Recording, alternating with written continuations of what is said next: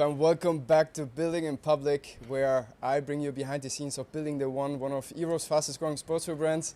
And usually I share all the journey of day one on camera, and I try to take you behind the scenes of absolutely everything that we do. But today is a special video because I am here with two of the most successful e-com founders in Europe. They're two good friends of mine, and since we're having renovations at our office in Berlin, I decided that I'm going to go to Cape Town and I'm going to work from here because the weather is a lot better and I have more energy to grind for the Q4, and these guys are in the Q4 as well, and I've known these guys for quite some time now. We have a lot of chats every now and then and exchange values and secrets about how we build and scale brands. Together we generate more than 100 million in revenue per year with our brands, and I'm here with they call them the Dutch e-com mafia. I've heard on my stories when I posted about this stream. I've got Olivier Momma and Bob Verlaat here. I'm gonna do a quick intro of you guys, and then maybe you can share your story, maybe so the people watching that don't know you get to know you guys. On my left, I've got Olivier Momma, the founder of Ekster and other brands as well that you might want to introduce yourself. Ekster is an 8-figure brand. It's been around for many years. You've done crazy collaborations with celebrities that we're also going to talk about today. Tell us a little bit in a nutshell, who is Olivier Momma? Thanks for having me, brother. So this is, I don't know if you guys have ever seen these before, but this is my product. It's a trackable wallet. Recently released the MagSafe version that sticks to your phone to the back. And we're now actually a travel gear brand. So we started off almost 10 years ago now. I was living in Hong Kong at the time, doing my very first internship, and I'd never worked for a boss before. So during lunchtime, I was bored out of my mind at this job because it was in finance. And during lunchtime, I would walk through the markets of Hong Kong, and I would get some lunch, and I saw this grandma that was paying with a QR code on a market, getting fresh fruit. And I was mind blown because this was 2015, and I was mind blown as to why there was such a big gap between Asia and Europe. And back in Holland, everybody was carrying these leather bifold wallets. I still had a big fat wallet, like a dad wallet in my pocket. So I got super intrigued, and I started looking into the wallet industry and realized that there was no modern ways of carrying your cards or cash.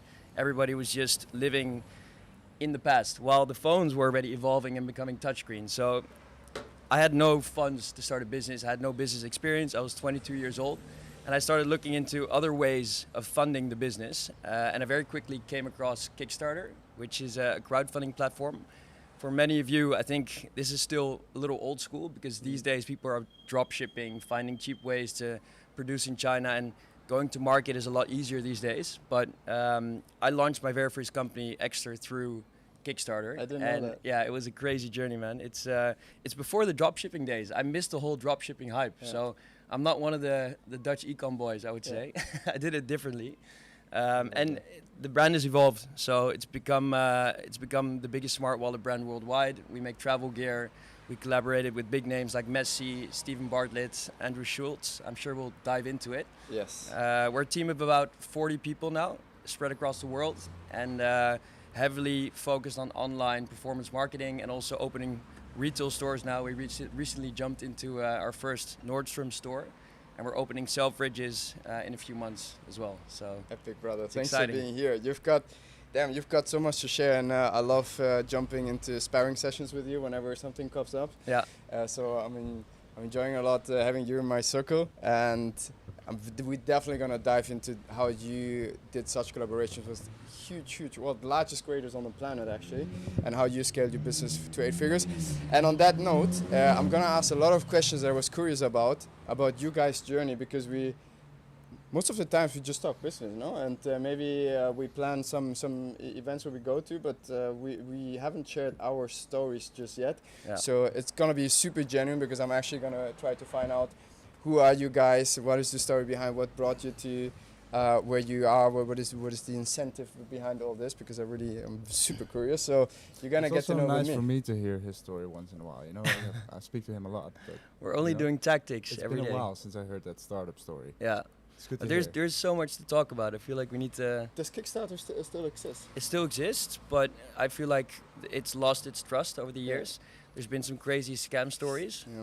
So and I think e-com has become so accessible to the world that Kickstarter is no longer really a means to an end. Like it's with very little cash, you can start a business and even do pre-orders and sell it before you ship it these days. Still, it's great. Still, it's great to still launch in Kickstarter, right? Yeah. If you have no cash to start with, it's a great way to test your product and actually verify the long shipping times.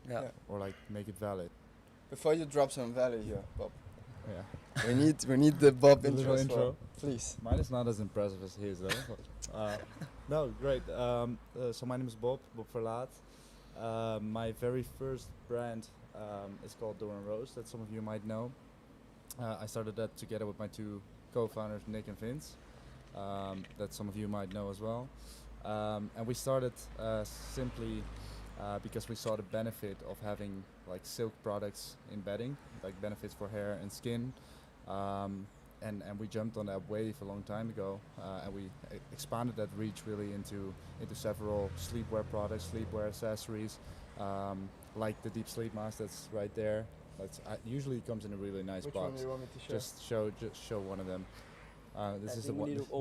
This is the ones that I brought. Usually comes in a super nice box, but this is definitely our hero product.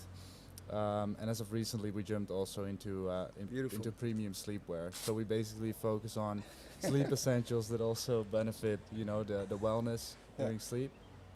And like simply making products of the best possible quality.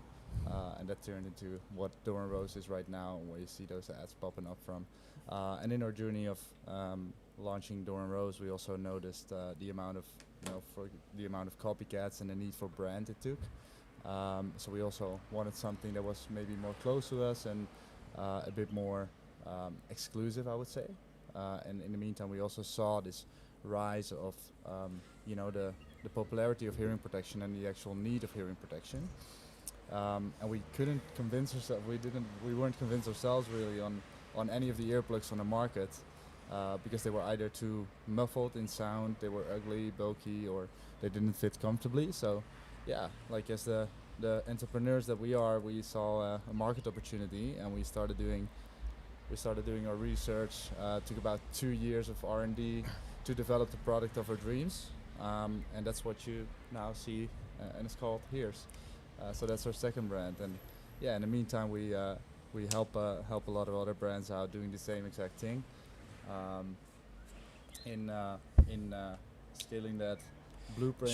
Show it maybe to the camera. So that's Hears. It's essentially earplugs, right? So basically, it's an earplug, but we have the highest clarity rating on the market. So you will never experience music with this clear sound into loud environments, and it's also like now used for because it's an earplug that keeps sound perfectly while still diminishing the sound with like 20 decibels of noise. Yeah. So it's also used for focus in office spaces, but also for noise sensitive people, like during your commute. It has a very broad target audience right now. I love these things. I tested it out yesterday actually. You can, the USB, if I had to sell it to someone, I would say, did you ever experience going to a club, going back home, and then you have these That's the main noise issue that people have, right? Like it's people are not aware of the hearing damage that they're gaining into loud environments, into clubs, in festivals. It's almost a hearing health epidemic that we're in because sound's getting louder, music getting louder, and we're not protecting our ears. It's like the same as wearing sunglasses into super bright sun, only our eyes give a sign that we're hurting our eyes, and we put on sunglasses and we stare directly into the sun, but our ears don't give that sign. Yeah. So, it's like preventive for hearing damage. And like sunglasses, it is decoration as well. It's like a jewelry, because if you wear them, everybody's like, "Hey, what are you wearing? What are you wearing?" So it attracts a lot of positive attention. We'll definitely talk about that and the reason why it has this shape and why it has this recognizable design as well.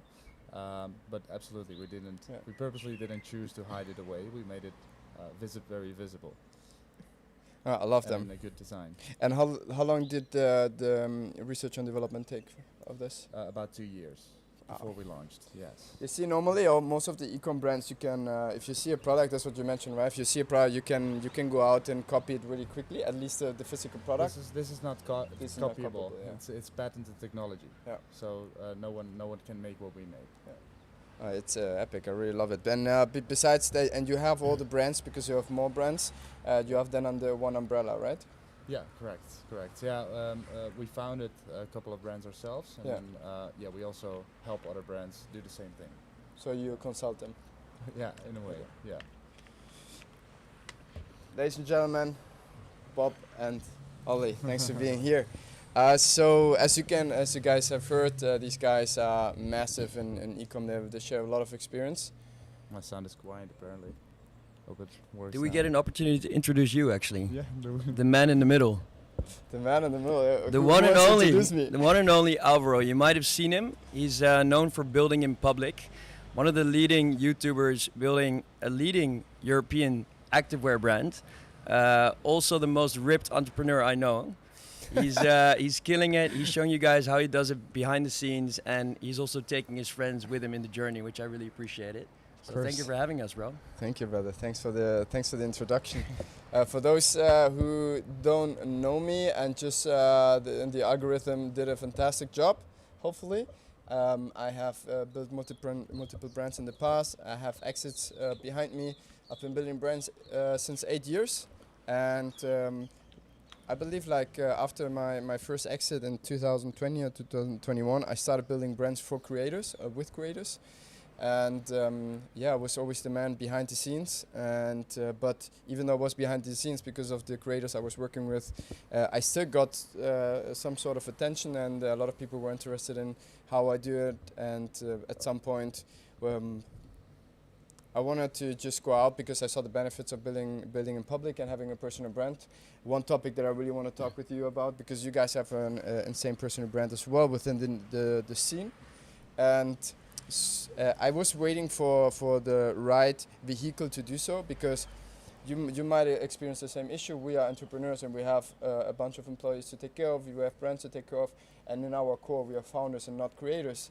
So fighting against this trade-off of being a good creator and delivering value whilst maintaining our being true to ourselves and being entrepreneurs was quite an issue for me. And then a common friend of us all, Daniel Dallin, pretty much pioneered how to do this building in public in a very static way, and I thought, man, something similar I could do too, because I could just do what I do either way, show what I do without having to create extra content for you guys, and that way I don't have this trade-off. And I started this journey 1 year ago. I documented the entire process of day one. And everything. On the first video I show you how I designed the wraps of socks in China with our first manufacturer. And nowadays we run the largest organic campaigns in Europe with over 1 billion views. So it's been a journey. If you want to follow it, just check out the channel. A lot of videos out there. I believe I'm posting next week the 20th video. So yeah, a lot to see. And with that said, I would say we're gonna use the opportunity we have having such bright minds next to us, and maybe jump on the first question that I just talked about, the building in public, the personal brand stuff. Mm-hmm. What does it mean to you? Why do you think it's important? And do you think someone should focus on its personal brand? And if yes, at what point? You're the worst. We're the worst to ask. We talk about this all the time, actually, because we don't broadcast our stuff enough, but we're surrounded by people that do. You know, because the conversations we have on a daily basis are quite interesting. We dive really deep into everything e-com, but everything life as well. And I feel like it could be an interesting story, but we don't take the step of broadcasting it, filming ourselves at work. It's strange. I think it is, yeah. No, it's not strange. I respect that founders have the time to do both. Like we are giving it a try. We jump on a live stream with you. I saw a comment just now. I just launched one video, and then in my head I would already launch every 2 weeks, but I haven't got it to the second one. So I respect founders that can manage somehow to do both. But yeah, I agree. Like you're basing your question, I think it's a very strong asset to have, not just mostly for the brand that you run, and also of course for any future business that you're in. I think I think it's a great leverage to use. What do you think are the core benefits of it? The core benefits of having a personal, well, basically you see it with like the mostly like the fashion founders like yourself, as well as represent George Heaton or a new project Bruno Casanovas. If they share everything what's going on around the brand, I think people will also respect the brand more. I think that's the biggest leverage. Of course, there's a way. Of course, it's also a nice way to document for yourself, like what everybody's doing. I think it's a great way to put yourself out there and to be creative. But I think the biggest benefit of having a personal brand is, the funnel towards your own brand. You see it with day one, right? I mean, the hype you've built is unmatched, and I think part of it is that people also look at you as being part of the brand. It's pretty. We started though with the personal brands, right? So it was from the very beginning. It was fundamental for our reach. But I like to have a little bit of a challenging conversation as well. In terms, for instance, with Bruno, they had a very powerful brand already, right? Mm-hmm. It was running with ads, with the organic content. So Bruno's reach, for instance, wasn't the most. It wasn't an extra driver, let's say, but it could have become an extra liability, because we all know if creators are in front of, let's say, Kim Kardashian, and she didn't experience much. From what I've heard, she had some issues in finding investors because the investors thought the liability of her being the face of it, it's too high, and if she does something stupid, the brand collapses behind her. But they were wrong. They were wrong, yes, but we've seen many cases where that is actually the case. Just see it with the CEO that was cuddling on the Coldplay concert, right? If someone is the face and representative of the brand, he goes out there, he does something stupid. I myself, obviously, I work with creators, so I'm a big fan of the creator economy. I'm just saying, does it make sense once you have that functioning brand without having a personal brand in front of it? Does it make sense to take the risk and still do it? I think it's a very small chance of actually doing harm, and I think it's a lot of added benefit in most cases, and especially in this day and age. You see it with all the great examples. You see it with the bigger celebrity brands, or the brands like the startup brands from our generation and how they're doing it. I think it only adds benefit, and again, it's showing a different angle on the brand that you're otherwise not able to show. So yeah, absolutely. I think it's the upside is higher than the potential. I think so. risk. Yeah, if you do it properly and have and find your own angle to do it, right? Because there's so many different guys that are doing the same shit. Everybody uses the same hip hop tracks, the same types of editing, and it just becomes repetitive. I don't watch that much YouTube myself, but when I do see all these personal brand videos pop up, usually in Reels and Instagram, they all look exactly the same. All look like Daniel's videos. It just doesn't stick. It's all a copy of each other. Then if you do it, make it unique, authentic, create your own concept. Yeah, and it should be as well like a bit of a niche content, right? Like if it's indeed like you see indeed all the there's the majority of channels are not, in my opinion, not like niche enough. On what they are showing, and it's more showing off than showing what's going on. But if done right, like the bigger brands do right now, I think it's a great asset. But you have to be the person for it as well, and you need to have 100%. And you are a great example, I think, with because you are a niche product, and it's your personal brand content really fits well with the brand you're building. So I think you're a great example of doing it right. We also have to find our way still. Thank you. I appreciate it. I mean, you practice with the new Osmo. You bought the Osmo? I bought the Osmo. Oh, hell yeah. We gotta it's start the first initiative. I love that. I mean, you're a great example too.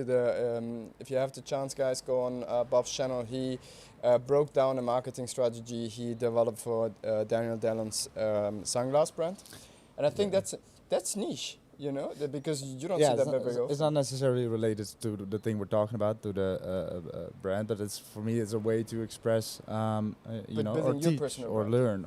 Yeah. But because I would say, I do agree it is great for their own brand, of course, but in terms of personal benefits, let's say, what I have experienced and why I doubled down on the personal brand is that it's so easy to find employees because people feel inspired by what you do and they want to be part of it. So I'm one story away from finding 500 people that want to 1,000 people that want to do a specific role within my infrastructure.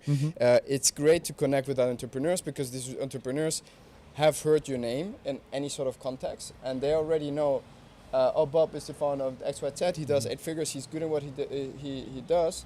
I would like to connect with him. And then they see you out there, or they connect. I've had 9-figure or 10-figure founders reaching out to me on Instagram. They're way more successful than I am, but they resonate with the journey. They find it cool, and they connect. And then I have them within my network. And it sounds a little bit cliche, but you are the average of the 5 people you hang out with, and if you have the contacts and you feel you'd be like, hey Bob, I'm thinking about a marketing campaign and I want to do it in the future with you too. I'm thinking about the marketing campaign. I would like to pick up on your brain on this because you're excellent in what you do in this specific topic and many other too, but you're excellent at that. And maybe I ask Momma, I want to do a collaboration with a celebrity. Can you jump on a call with me? And so I have a network of people I can reach out to, and that only happened because of a personal brand, right? And I think that's the core value of that. And then of course I generate sales for day one, and we bring a different angle to day one. Not only Arda with his cyborg-like life where he does insane activities in sports, but he also then bringing me as a new angle with a more fashion and more business side related that brings new people into the funnel. So I think that for me what told me it is super important. And Ollie, I wanted to ask you a question. You're right. I just want to say you're right on especially the networking part. Yeah. Of course, it contributes to that. That speaks kind of for itself. Yeah. No, absolutely. That's like of all the things we mentioned, and like of course we mentioned highlighting a different perspective on your brand, the network, and the reason people want to work for the company that you're building is probably the biggest one. Yeah, no, definitely. But I think we're all on the same paper here because on the same page. We've talked about it behind the camera, and obviously we're standing here in front of you, in front of the cameras. So obviously we do think that it's worth pursuing. I get one question in every single community run or coffee get together that I do, and on my DMs it's personal brand. How do I build my personal brand? And then I look on these people's profiles and they haven't built anything just yet. They just I feel like they want the instant gratification before even putting the work in. Now and then they would argue, but don't you you mentioned one time that you wish you started your journey earlier. And before I tell the people what I usually answer, I would love to hear your take on that. But what's the question? The question is when right. the question I ask is should I build a personal brand now, like before you even start, before you have anything? I do believe that if you show them the way that you're building something from the very start, I think people find that interesting, because when you come from humble beginnings, instead of showing once you've already made it, people actually support more. I feel like when you are a bit further down, people don't support as much, and if you're a bit more at the beginning stage, people will support you and help you share that and promote it further. Do you think there's a risk of people caring more about the personal brand and editing their TikToks on, hey, today I did X, Y, Z, rather than actually investing the time in building the business?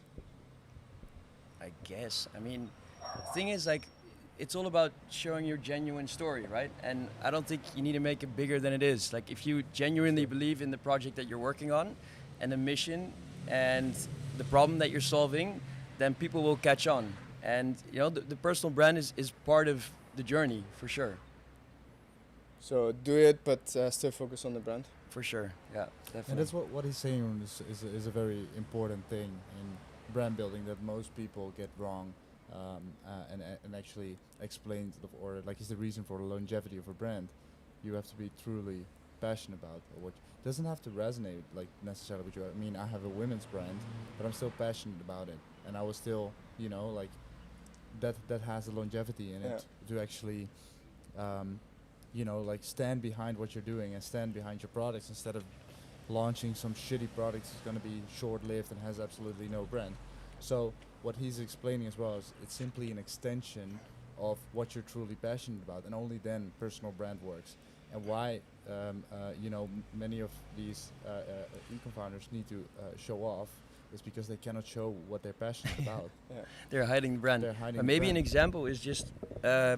Let's say you're buying white label products. You see something that works. That's how a lot of e-com guys are doing it now. They look at trends, they go to Alibaba, they source stuff, put a logo on it, and actually do crazy numbers. In some cases, they do crazier numbers than we do while we're trying to build a real brand.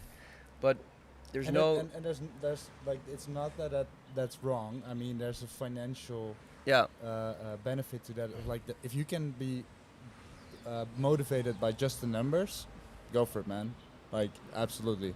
But the connection to the personal brand, what I'm trying to say is that there's no... It's hard. Yeah, there's no story to tell. That's how I copy... I mean, maybe that if they were real, that would work too. Like, generally saying how they're making the money and then, like, hey, I'm going on this page, I'm going to try to source the exact same product, I'm going to just copycat the funnel, I'm going to go on an ad spy, I'm going to check all the ads that Dore Rose is doing. And just doing exactly the same. It might not be the most sympathetic one, but at least it will be authentic. But I mean, it won't work. Then that's the beauty of brand, right? You kind of like develop this very unique personality as a brand, and you can copy anything that we do, but it will never be the same. And that's the power of brand, and that's why, you know, an Ekster will outlive any brand that's copying them because it will never be. Of the same taste. Yeah, I agree. Okay, before I've prepared a lot of questions for you guys, and before we get into our... They're also asking questions in the chat. Exactly, I wanted to pick up on one. Have you read one that you would like to pick on, Bob? No. What do you do for your curls, Alvaro? Yeah, that one. Nothing, I just wash my hair with shampoo and conditioner and put Olaplex number 6 in, that's it. That's specific. Guys, the questions. Very specific. How do I bring attention to my products, which are bollards, so anti-terror bullets and stuff like that, the cost from young. Okay, it's very specific. Dude, that's... I asked in my channel to ask questions for you guys. I'm going to pick one of them. What about the last one there, Bob? Something about university? I can't read it from here. Yeah. Can you read it out loud? I would start university in about a year. I'm building a marketing agency for insurance clients. And this is not really a question. Should I focus on the business or still go uni? That's personal, bro. That's not on us. I mean, I guess you could generalize it a little bit. Because I get the question very often too. Like, should I go to university? Although I actually want to build a brand somewhere. Or should I just skip university and try to build the brand right away? I think there's a million ways to do it. For me, uni, I finished my bachelor degree in the Netherlands, and I don't in international business administration. I was building Ekster as of the second year of my studies. Yeah. So while I was studying, I was building the business. I never really felt like I learned anything at uni. I felt like it was outdated. The schooling system is just from centuries ago. Yeah. I wish they would have taught a bit more about e-commerce or entrepreneurship, but it did give me the resilience to work in a certain rhythm and work towards a goal, and it also surrounded me with knowledgeable people and gave me a network. Yeah. So I would say for networking, it's great, but not necessarily to help you build a business. We were talking about like something similar yesterday, right? When we were saying, like we have this specific diet that we're following, but it doesn't necessarily mean that this diet for gym is the best one. It's simply good because we follow a diet, and it builds up dedication towards something or a reason for doing it. And the same goes for when you're not sure what to do. Like absolutely, I agree with Oliver. Like university or uni or whatever didn't bring me the value that I needed to start my entrepreneurial career. Absolutely not. But you don't get taught by the most bright minds, I would say, when it comes to entrepreneurship. However, it builds some form of dedication and indeed like the network that you're gaining with like-minded people who will probably wanting to do the same, and the dedication part. So. Yeah. I studied economics, bachelor degree as well, and what I learned is how to learn. Like being in front of a stack of a very complicated topic with very complicated equations and thinking that's impossible to learn, and to learn to just simply start at page 1 and work your way through it. That was a very important learning because they gave me the resilience to do essentially everything, because you can adapt it in everything. And then it's, how do I build a brand? How do I open a Shopify store? And then you start gathering knowledge. Nowadays with YouTube super easy, and then that's how you build the Shopify channel. And then you work you work step by step. Okay, the next thing is to connect the payments. The next thing is to do this. What company setup is the best? And then to try to gather information from everywhere. That's something I think you learn in the study. It's not necessarily at the end of the day the knowledge you're getting about economics that we apply in entrepreneurship, but rather the learning aspect. However, I would say, people would argue it's very easy to say from our standpoint, because you, for instance, hear exceptions of the exceptions of the exceptions of the exceptions. There are so many founders out there. You hear the numbers everywhere. 1 out of 10 startups do it. We see millions of brands being built every day, and Instagram channels being built and launched, and they try their brand. And more often than not, it doesn't work. And most of the people, am I allowed to say this on stream? It's your stream. Over. Banned. It is incredibly difficult. It is. You hear this video of Elon Musk of viral where he says, "You don't want to be in my shoes. You don't want to be in my head. It's a storm." And what we experience every day, it's like millions of decisions that are worth a lot of money, that we have responsibility for a lot of jobs. It's we go to bed late, we wake up early, we have insane amount of hours. So people think being an entrepreneur is a fun part. Most of the people are simply not built for it, and they don't know what to expect. They just think, they buy the story of these people that we were talking about, and where they're just bragging on YouTube and Lamborghini here and there, but they don't see the reality, and the reality is very hard, and most of the people won't make it, and most likely not in the first business. So we are exceptions of exceptions of exceptions. And it's easy then to say, don't go and don't study. I'm not saying that's what you said, but many you hear them often, no, you go chase your dreams. I think the way also Ollie did it is very well. Build a safety net. There's something that you're more or less passionate about, that give you the opportunity to always being able of taking care of your family properly. And in the meantime, you have so many hours. Like I never visited university. I learned everything just by myself, and I founded my first company also in the second semester. And bro, you have so much free time. Right.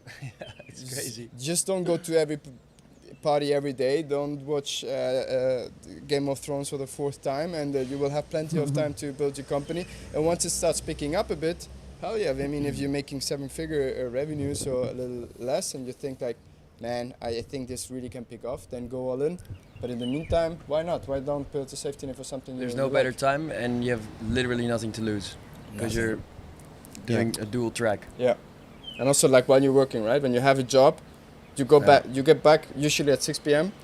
Man, the amount of hours we put, I know with your hours too, between 6 and 1 a.m. There's a lot of hours that we work. Third wave, baby. Yeah. Third wave. The third wave. Oh yeah. Okay. Now that's like, of course what you're saying is the truth, but you know, I also want to like highlight that because you were mentioning like everything that we see online, right? Like it looks easy, or like the entrepreneurial way is the way to do it. It's also what I do want to highlight for those as well, like starting their brand, and it like I think, or this generation is a bit of bias on how quickly it comes sometimes. I mean, yes, you see there's this hype going of so many figures by 17. You see the crazy, you see the craziest exceptions, right? Like guys making millions by 21. I just do want to highlight that, you know, like everybody has their different cards, right? That they are able to play, and like some can invest a bit more, some can invest absolutely nothing. So there's no right or wrong way when it comes to choosing for university or starting your, like, look at us three, or all of our journeys are completely different, coming from completely different backgrounds. There is no right way of when to start a brand, or yes, choosing to go study or work in a normal job and starting your brand on the side. And I just want to highlight, and this I say to many younger entrepreneurs, if it takes time, it takes time. It's not a race on who's the youngest and most successful at the same time.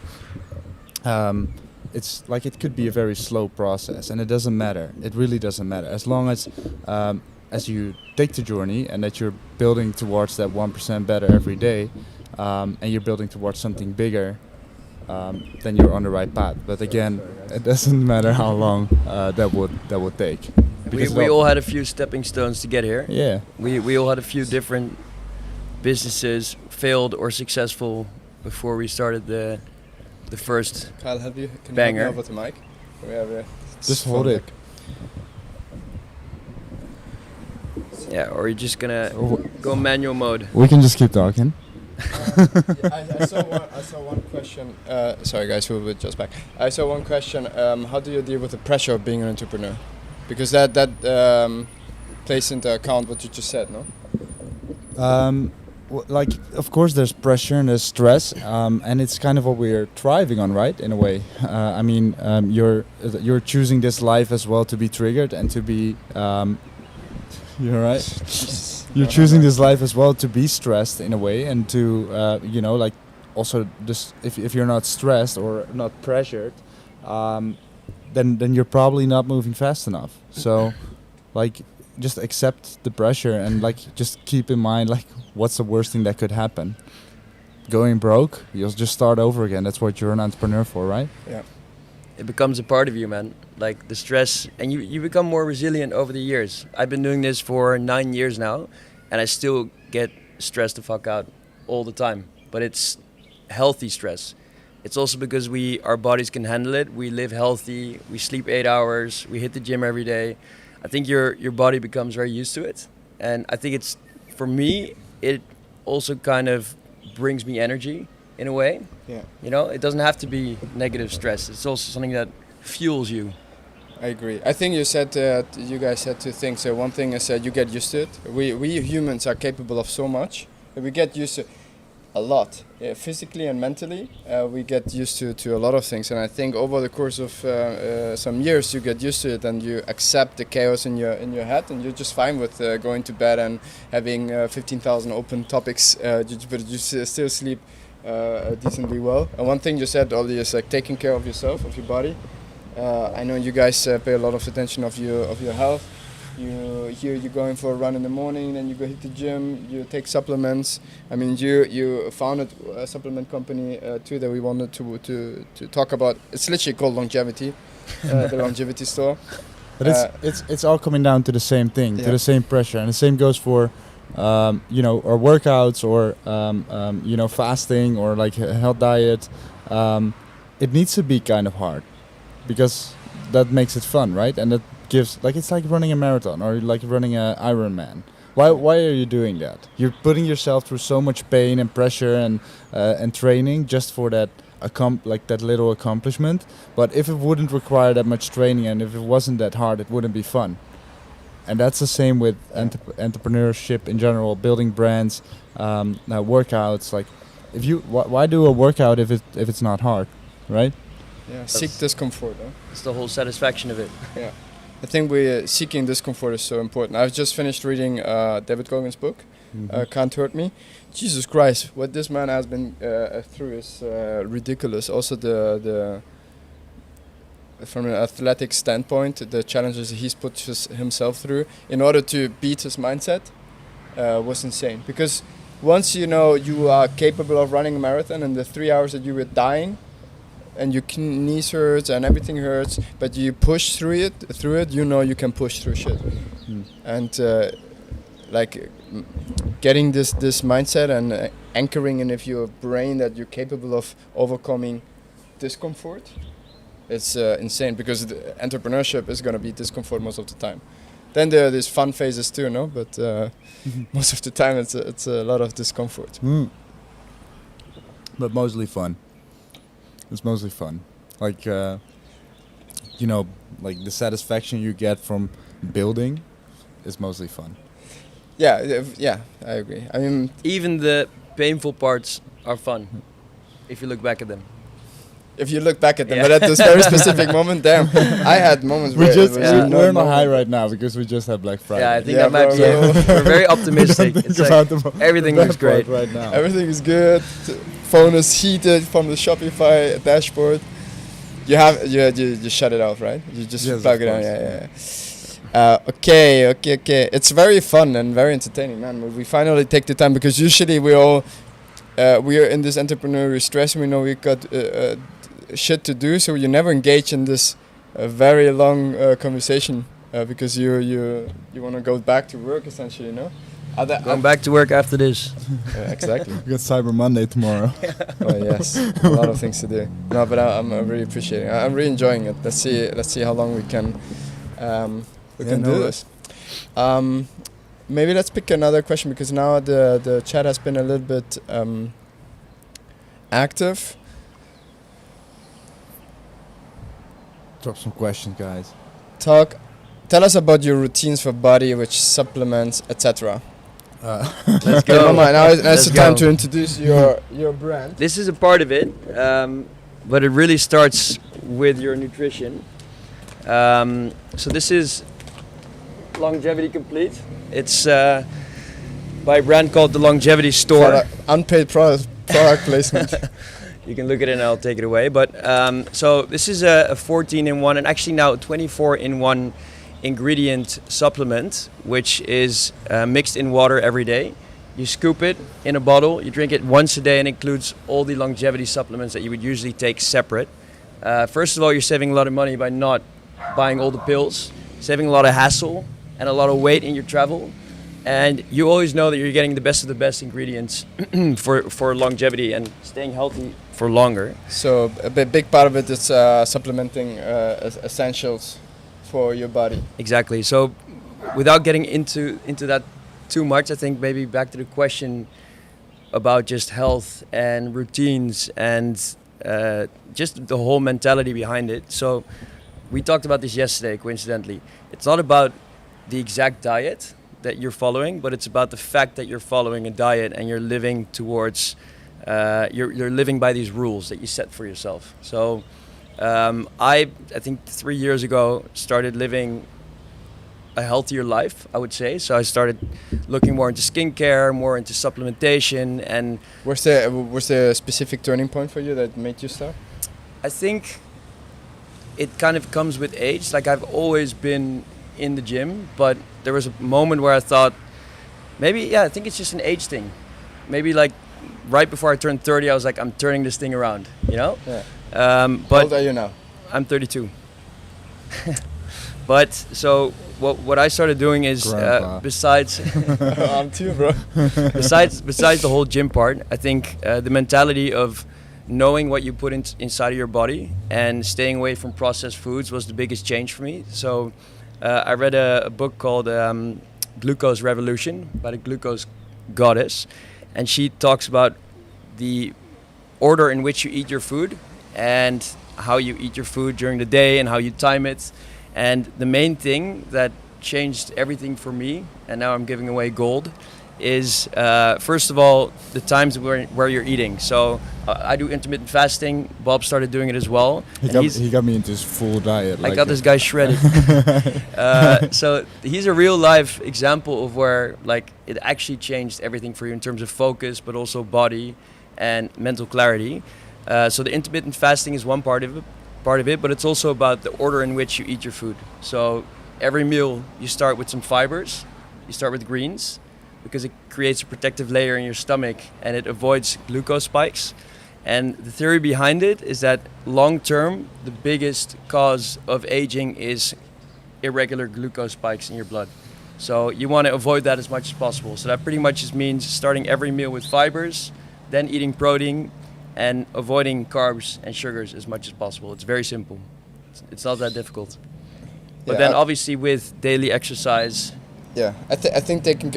I mean, I've read and I've listened to podcasts that suggest otherwise. Yeah. I think there's both sides, but in general, like as you explained, like having a plan is better than not having a plan at all, and following some sort of diet is most likely gonna have a positive benefit. The diet that he has, I follow that now as well, and I have to say, like cutting out the carbs, eating the greens first, no sugars, intermittent fasting is definitely like contributing to my energy in the day. And I saw this question about would you prioritize sleep over? Someone said that someone asked if I should sleep 8 hours. Yes, sleep. Yeah. I mean, that's number one. Of course, it's so easy to keep working and to prioritize work over sleep, but it's not gonna end up well when it comes like the basic stuff, right? Like drinking water, having good sleep. You can take all the supplements that you want, but if you don't sleep well and don't drink enough water, what's it worth?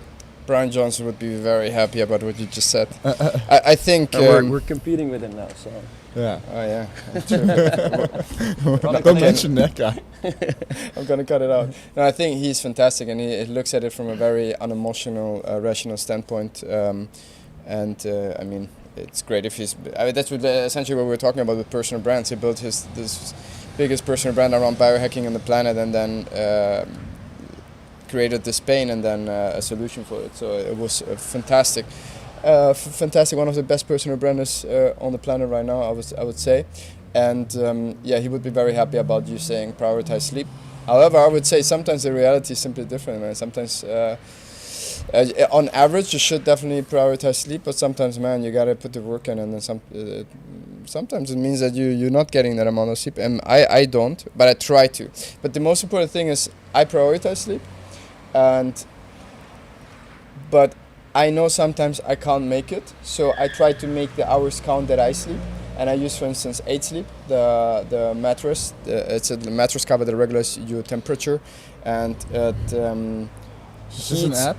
Huh? Is this an ad? No, it's not an ad. I'm in the market for this thing though, so. What are you? I'm in the market for it. I would love to get one, but it's insane. I love it. It's one of the game changers that I've had, and it gives you up to 1 hour REM sleep per day. It's insane. It compounds over time, and it's so good. So whenever let's say you can't make 8 hours because tomorrow is you're launching something and the shop is not functioning, so you have to put the work in, so you can't go to bed, but then you sleep better whilst you're in bed. And I think that's also a huge benefit, that if you sometimes don't get to do this for whatever reason, maybe you have a kid or whatever, and he wakes up at 6 a.m. but you can't go earlier than 12 because of whatever, then try to optimize with supplements and good diet, not eating before going to bed, blue light glasses, red light therapy. Deep sleep mask. Dore Rose sleep mask. Yes, exactly. So that helps. Like sometimes if you can't make it, because the reality is sometimes you simply can't, then try to optimize the few hours that you get. But how does it work? Some supplements shouldn't be combined at all. Attention niche products. How much caffeine a day? Oh, that's a good question. I would love to hear that. I drink a lot of coffee. Yeah, worst example here too. I do drink too much coffee. Yeah. Yeah. I drink one usually, but here in Cape Town maybe 2. Yeah. I'm not a big. It hits me hard, caffeine, for some reason. Bro, caffeine has, if I remember correctly, I think it has a half-life span. I don't know how to say it in English, but essentially it has 6 hours, I think. So if you drink a coffee at 4, half of it is still in your system when you go to bed at 4 p.m. And half of the caffeine is still in the system. Then you don't sleep good. Your resting heart rate is a lot higher, and for a good sleep, a very low resting heart rate is key. So don't drink too much coffee, guys. I want to switch to ecom questions. Yeah, I was about to say maybe we should. Okay. I don't care about coffee. They don't care about health and shit. Okay, let's switch back to ecom then. Partnerships. I've heard partnerships. Good one. Yeah, I guess we've all worked with huge creators, content creators, and partners. But I think, Ollie, you work with Messi, Andrew Schultz, and whatnot. To tell us a little bit about how you approach this, what are the benefits of it, and we talked about it in one of the videos, I remember. Yeah, briefly. Yeah, we can dive a little deeper. Let's dive in. What is the benefit of a partnership? Why to do it at all? I would say most of the people watching right now that run e-com brands are probably 80% performance marketing revenue. Meta being number 1, Google being number 2. Being able to crush through that plateau, kind of the ceiling that most brands run into with performance marketing, you need to diversify your marketing mix. And I would say the biggest way to do this, both for for people to recognize your brand, but also to create that extra momentum which you can retarget with performance marketing, is to do partnerships. And there's a lot of different ways to do this. Obviously you can reach for the top and go for the celebs, but you can also activate an army of micro-influencers. Can you explain in very simple terms to someone that really is starting off, what is a partnership? Well, how would you describe the partnerships? Yeah, I was still getting there, but I'm joking.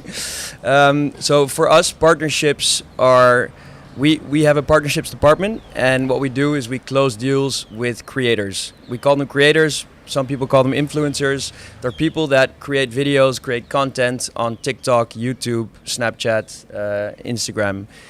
For us, YouTube is the biggest channel, and the goal with these partnerships is that people talk about your brand and portray your brand to their following for you to either gain brand awareness or revenue.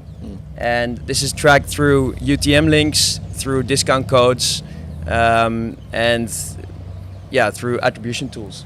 And so for us, partnerships has become almost 25% of the revenue, which is pretty crazy. Yeah. Especially because we've been able to scale the whole system. And there's many ways to do this, of course, but over the years, as you start to find your niche, you can really scale a team of people. It's almost like a sales team, right? Yeah. We have a head of partnerships. She manages a team lead who has a whole team of agents below him. And these agents are reaching out to influencers all day long, every day, creating deals. Do you reach out with your Instagram account from Ekster? Everything. So we do Instagram, YouTube, TikTok. But I'm not sure if they can hear that. But the Instagram account of Ekster reaches out to an Instagram influencer? Yeah. Do you create an extra account for that? No, we have just the general Ekster account reaches out. One question I'm curious about myself. How do you give your agents access to Instagram account, or do you There's a tool. Use a third-party tool? Yeah, we use a third-party tool. What tool we use Gorgeous, which is just our CRM, like customer service tool. Yeah, you can reach out. So they can't they can send out messages with the Instagram account, but they don't necessarily need the access and password and stuff. Yeah, that's something. I mean, there's a million tools for that, but this is the main one. Talk a bit about how you get the partnerships, as in like how you would approach. For those guys watching, you have absolutely zero. Like you just started your brand, like you want a partnership with. But in this case, Messi or whatever bigger brand. How would you go about that? Yeah, I'm curious to know. Okay, so moving away from the micro influencers, let's say you want to close a celebrity. Let's say you want to go big, as big as you can. The way we started, and it's been working because we were able to close Messi, Steven Bartlett, Andrew Schultz, and there's a few big names in the pipeline for next year. Bob what we Verlaat. did, Bob Verlaat being one of them, we first did a brainstorm with the team, and we discussed, okay, we want to do a celeb deal. We want to see what it does for the brand recognition and also for the revenue. What would it mean to even reach out to a person that has 500 million followers? Like, how do you go about that? The standard route is obviously reaching out to their agent and asking how much it would cost to pay for a post. That's route number one. The other route is maybe being creative and finding a back door, finding someone in your network that knows them, finding a creative way where the product actually matches with the creator. So what we did is we brainstormed, okay, what are the biggest accounts in the world, and how do we reach out to them? And one of these accounts was Messi, Lionel Messi. We Who's that guy? never heard of him. We pretty much analyzed everything about his Instagram, his website, any way that there was like a possibility of reaching out. And we noticed that the top link in his bio was the Messi store. And so the Messi store was selling a bunch of merch, like white label stuff, not very beautiful stuff, but just it kind of looked like it was set up very quickly, and it looked like we could maybe jump in and help out if you look at the website. So we reached out, and we noticed a few things that weren't working on the website, like a pop-up and a CTA and all that stuff. We reached out, we sent them an email and asked, hey guys, I saw you're selling a lot of merch, but you're not selling any wallets. Are you down to maybe hop on the call and see if there's any match? And they responded and said, yeah, sure, we'll talk. They were a bit distant at first. And mind you, if you reach out to Messi's agent and you want to get a post on his Instagram, it's $1.5 million to get a post, which is insane. Like for neither of us, this would be a profitable deal. So we hopped on a call, started the call with saying, hey, by the way, this and this on your website is broken, gave a little bit of value and pitched the product. And they said, I mean, you can send over a sample, we can't guarantee anything. So we asked, what is Messi's favorite color? And we made a fully custom box with Messi logos in a blue Ekster wallet and shipped it to their office. And a few days later, we got a response that they said, okay, he really loved the product, and we loved the whole unboxing, and we'd love to talk further. So then a whole negotiation took place, and without revealing too much, there's not a lot we can say, but there was no upfront fee that we had to pay, and we had a revenue split deal with them. That's great. And what we did as well is we pretty much just said we want to work with the Messi store. We never said we wanted to work with Messi specifically. But you knew Messi was gonna. But we knew that in a way we would have to get this product in Messi's hand. And they said, okay, meet us in Paris in 2 weeks. We're gonna do a shoot. And we got the whole post on Instagram from Messi's account, complimentary with the deal. And then we started selling these wallets on his website, which is probably the most insane deal in history. On their website? On their website and our website. So all the traffic was going to our website from his Instagram. And 2 weeks later, he won the World Cup, which was just ridiculous, while we had the rights to advertise with his face. Yeah. Wow. It was insane. That's insane. Yeah. But he's stating a few very important things between the lines. And I can agree with that, because that's also how we got our partnerships.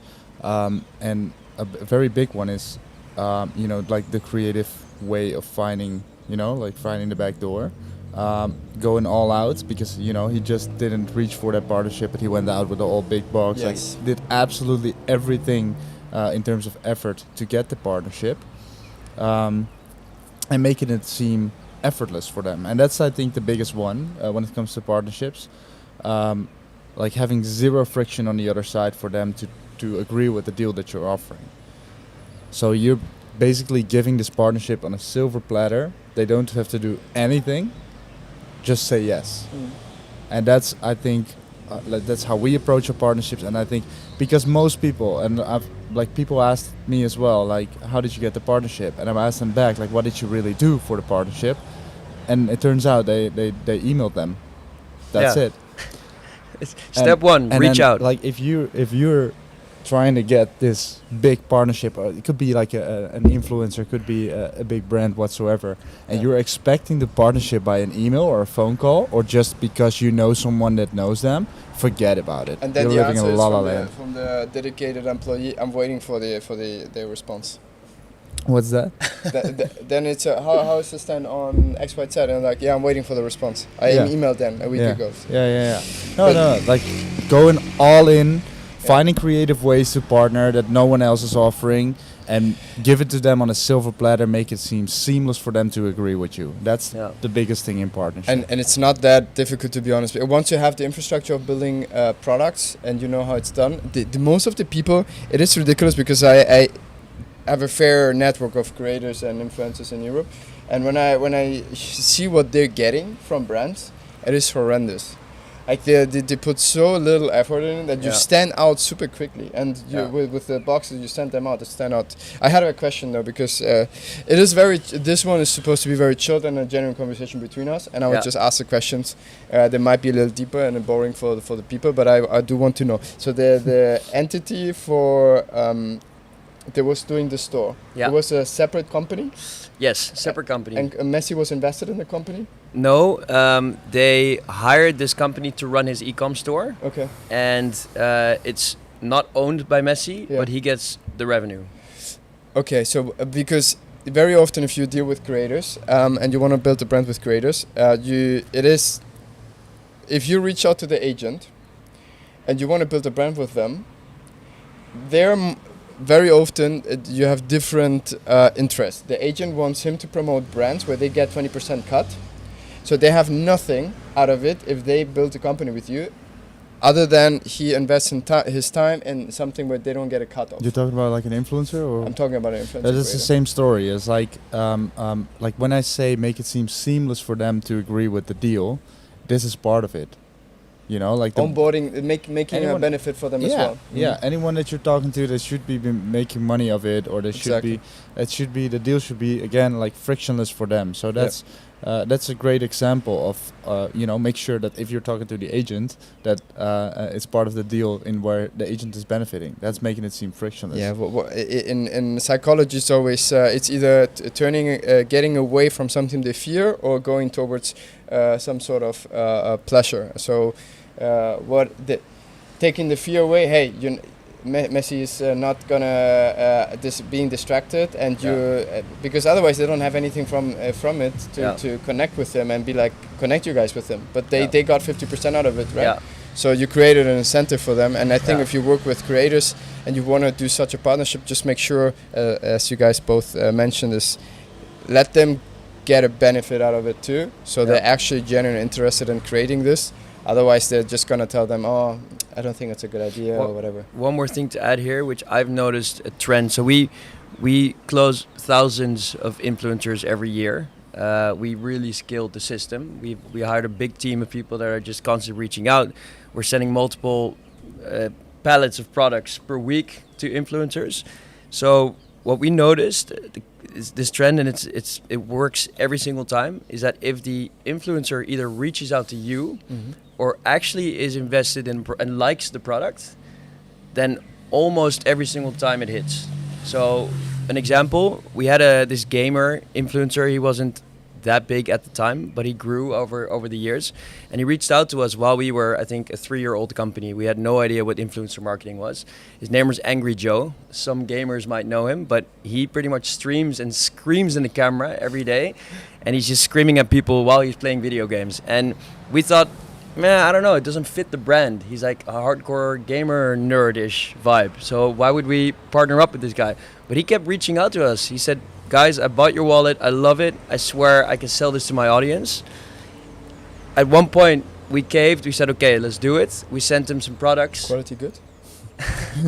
Middle of my story. It looks a little go on. No, sorry. Because otherwise they won't be able to see what you're saying. Is it working? It looks a little bit blurry. I want to know. Yeah. Okay, let's. Never heard Angry Joe's story. Sorry, didn't mean to interrupt. Just making sure everybody hears what you're saying because it's super interesting.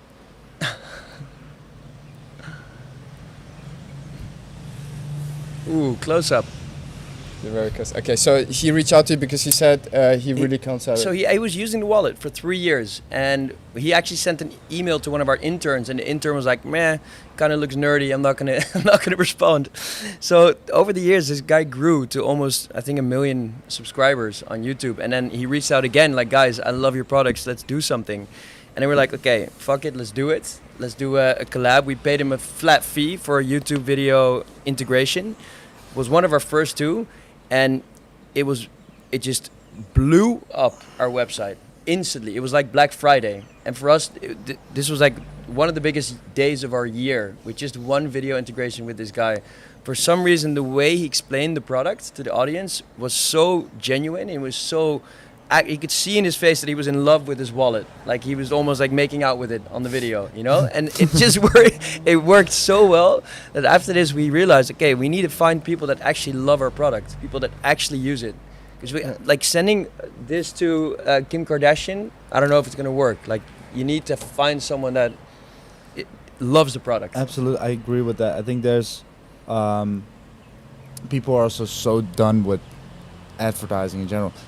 Like it might have worked a couple of years ago when you were just whatever you showed worked when it comes to influencer marketing, because people believed the influencers. Now the influencers are just a walking, you know, walking advertisement. Many of them, and none of it is genuine. And I think that's the most important thing when it comes to influencer or affiliate marketing. It needs to be genuine. It needs to be real, and people are done with fake. They see it. People are so good at seeing it behind the curtains, because they've been online now consuming creator content for years. I think one thing that's very important with partnerships is, and I see it in my influencer circles, I know who sells and who doesn't, and the ones who sell, even if it's like an ad simply, are the ones that build the story. Let's say I got a friend of mine, she's an influencer, and let's say a washing powder books her. She was like, okay, let's do it, but I'm gonna do it in 4 weeks. Send me the product. And then she does a Q&A. Hey, my t-shirt got fucked up from the last washing. Do you have any suggestions on things? And then she texts herself in the Q&A. Hey, try this brand. It really helped. And then she goes to the next story. Oh, just by the way, because so many asked me what you guys responded. Most of the people recommended X, Y, Z. Then she gets it. She uses it. Oh my God, it worked really well. Blah, blah, blah. And 1 week later, she said, "Oh, this brand reached out to me because I really like the product, and I now can give you a 10% code." That's building a genuine storyline, and people buy this. And then, if the product market fit is not as good as, for instance, like you explained, you can still create it through building out a proper story, not simply, oh, by the way. With no connection whatsoever, no storyline. Oh, by the way, please promote this washing powder. It's great. And then people don't buy it; they're not invested in the story. So I think you can create it. You can create the story. But a genuine product market fit is super good. Because there are people, most of the people are e-com guys watching. How do you actually execute it at scale? Do you have an Excel sheet, a CRM you're using? Yeah, so we're using Aspire. It's a tool. It's a discovery tool, but it's also a CRM tool where you can keep track of the pipeline of your deals. Affiliate link below the video. I should get paid for this shit. It's an interesting. It works really well. Then we do have sheets. We have scrapers, so we hire people that scrape lists of creators. So we get new sheets every week of just potential different category creators. You have a question? Or? Yes, sorry, but you might come to it. So let's say they take it out of the sheet as a creator, and then they put it on the next sheet, and it says email out, reach out, yes, no. They actually put it into Aspire. So the tool, there's many tools for this. Creator IQ is another one. And it just becomes a whole pipeline. So you see which people have been reached out to, which one needs a reminder, which one is in negotiation. And it's just good to have that visual, right? Yeah. And especially if you're doing it at scale, if you're doing it with thousands of creators, you need a tool at some point. You can't be working with sheets anymore. And then I think where it really gets interesting is the negotiations themselves. We do a lot of A/B testing in how we reach out. So different types of templates. Because some creators, they want to be wined and dined, and some creators just want to be straight to the point, what's the fee? And sometimes we do an A/B test. We send like a super short email, like 2 sentences, as opposed to a very long story. And then we just see what works for which category. And we've seen certain trends in specific categories work really well. Yeah. Like for gamers, for example, they want more of like the technical background. But if we're talking to fashion people, they want a totally different pitch. Yeah. And if we're talking to like big names, they want a short pitch. Yeah, because they don't want to read all the bullshit because they get so many emails per day. It's for me also very interesting to hear how do you manage it. Do you use the same tools? No, I didn't know that. You never told me. I You're just learning here. I just made a note. For real, I just made a note. We learn shit every day from each other. But then again, we come to the network, right? Because then you see how he does it at scale, and you can implement it, and you say a lot of things. Oh, we share, like we still learn from, like we live together. Yeah. Right now in Cape Town. Yeah. And we're talking every day like this, of course, and every day we're still learning. There's so much to learn. I mean, building brand, it goes so much in depth. Like even something like this on what tool to use for influencer marketing, and influencer marketing in general has like a whole book of types of influencer marketing, affiliate marketing, like celebrities or like different tiers, loyalty programs. It goes endless, and like we would never stop talking about. Because also for us, every day there's new things happening in the company, on all different departments. So it's an endless conversation. We could be doing this podcast. Is it a podcast? This live stream for like a couple hours. I think. I mean, that's a plan, right? We're gonna be here for a few hours. Let's go. Let's do it until the sun goes down. Yeah, I mean, we still probably. How long are we in here now? We're already in for 2 hours.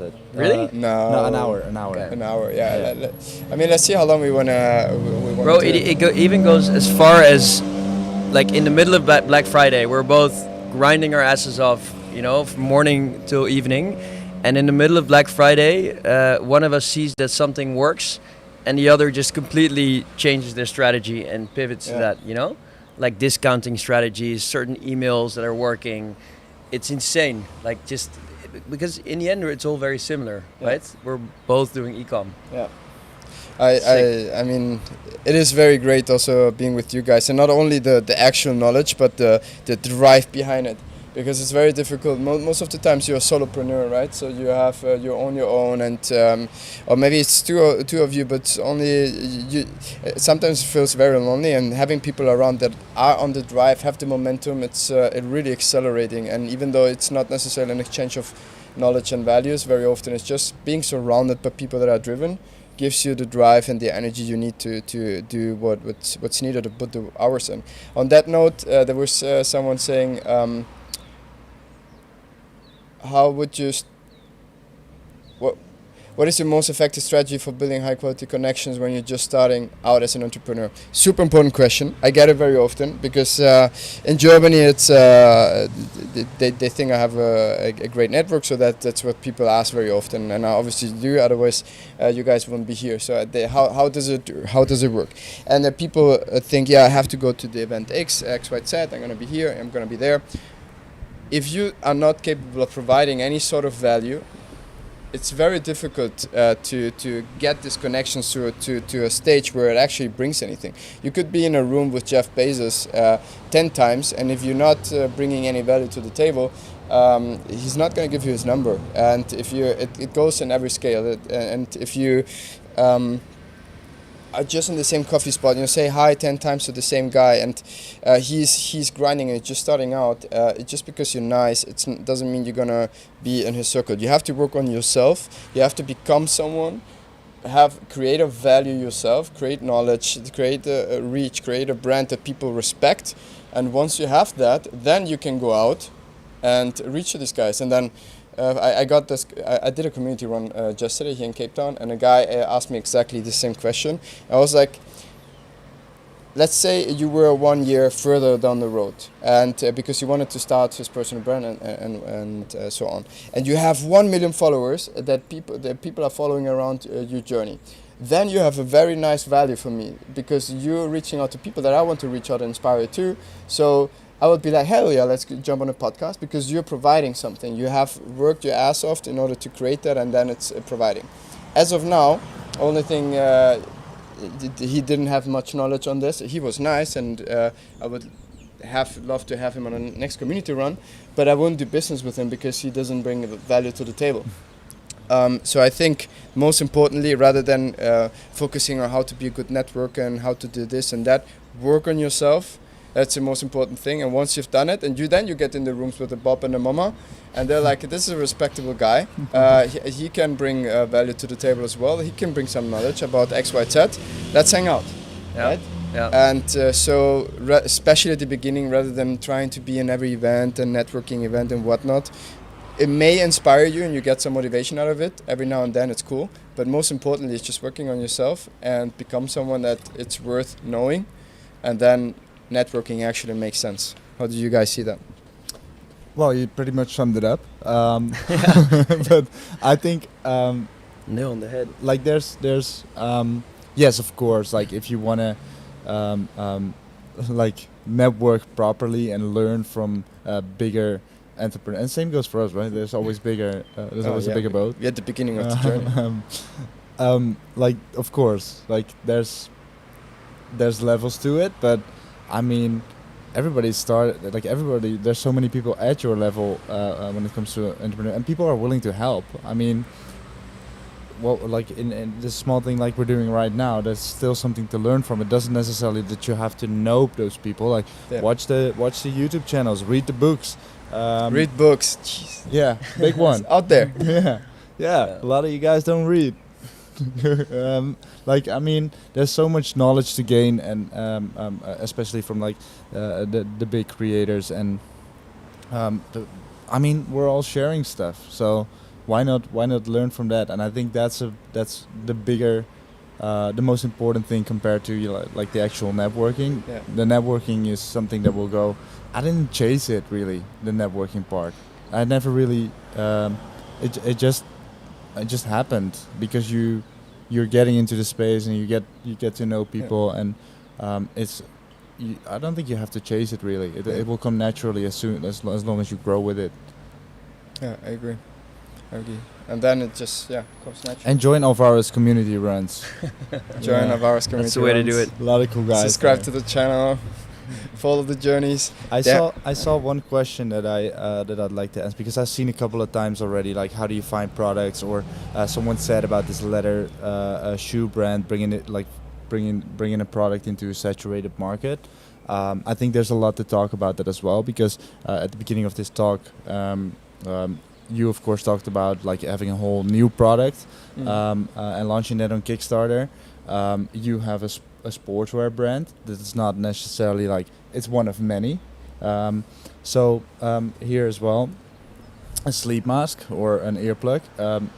I have something to say after that, but first you guys, what is your opinion about bringing, for you for example, how do you define your success in a saturated market by launching a sportswear brand while there's already so many Nikes and Adidas out there? Yeah, that's a great question. I think you really have to, what we were talking about essentially the whole time, is like building a brand. What should people buy your product instead of Nike? And it's not a direct response product where you run an ad and create a fear, or your hair is falling out, so therefore buy this product, and then the people buy it instantly.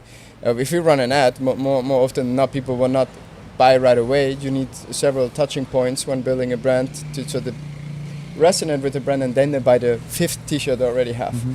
And to build that, you have to tell a story, to tell a different story that all the legacy brands would tell. Mm-hmm. And we, for instance, we created this story around Arda, my business partner, where it was very authentic, from athletes to athletes. Mm-hmm. And he ran a 3,000 kilometer ultramarathon from Berlin to New York. We documented the entire journey, clipped it in thousands of videos with hundreds of clippers, and generated 1 billion views. And people were like, I like the story behind the brand, what it stands for. And they saw it so often, and they could resonate behind the people, behind the brand.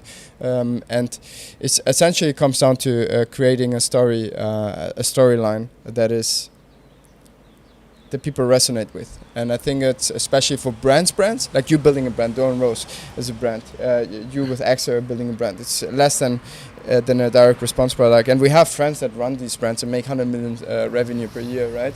You can make money with that, but if you want to build a brand in a saturated market, you really have to go out there and be very creative, find a different angle, and tell a story. So for you, you would say it's more like a community and like storytelling angle rather than a differentiated product. Because for us that's slightly different. It depends on the product. For us, for sportswear brand, you really have to go that route. Okay. Maybe to add to your story, so I'm fully on board with what you're saying. The brand part is one of the main reasons that we're so competitive in this day and age with all the millions of copycats. There's going to be people watching this video that will probably copy the products. Yeah. It happens all the time. One thing that we've tried to pioneer in, and I would say we're pretty successful in it, is constantly innovating. And that's also because we're more in the tech space. We're working with hardware, with technology. This thing has gone through so many iterations. You wouldn't believe the amount of hours we spent sleeping in the factory, just feeling the different pressures of how the button feels, the sound of it, the materials used, the amount of innovation that goes into our products and into upgrading it every single year. The Apple approach, you know, bringing out a new iPhone every single year to get people on board is unmatched, and that's the whole reason why our competitors are always one step behind. So for you, it's innovation. For us, it's innovation. So brand is one. Look at you, rocking it. Bro, hey guys, this is so satisfying. I was at dinner with Ollie and Bob the other day, and I had to do it for like an hour. It's so satisfying, and the way it also stacks like this, so you can grab each card individually, and the latest is.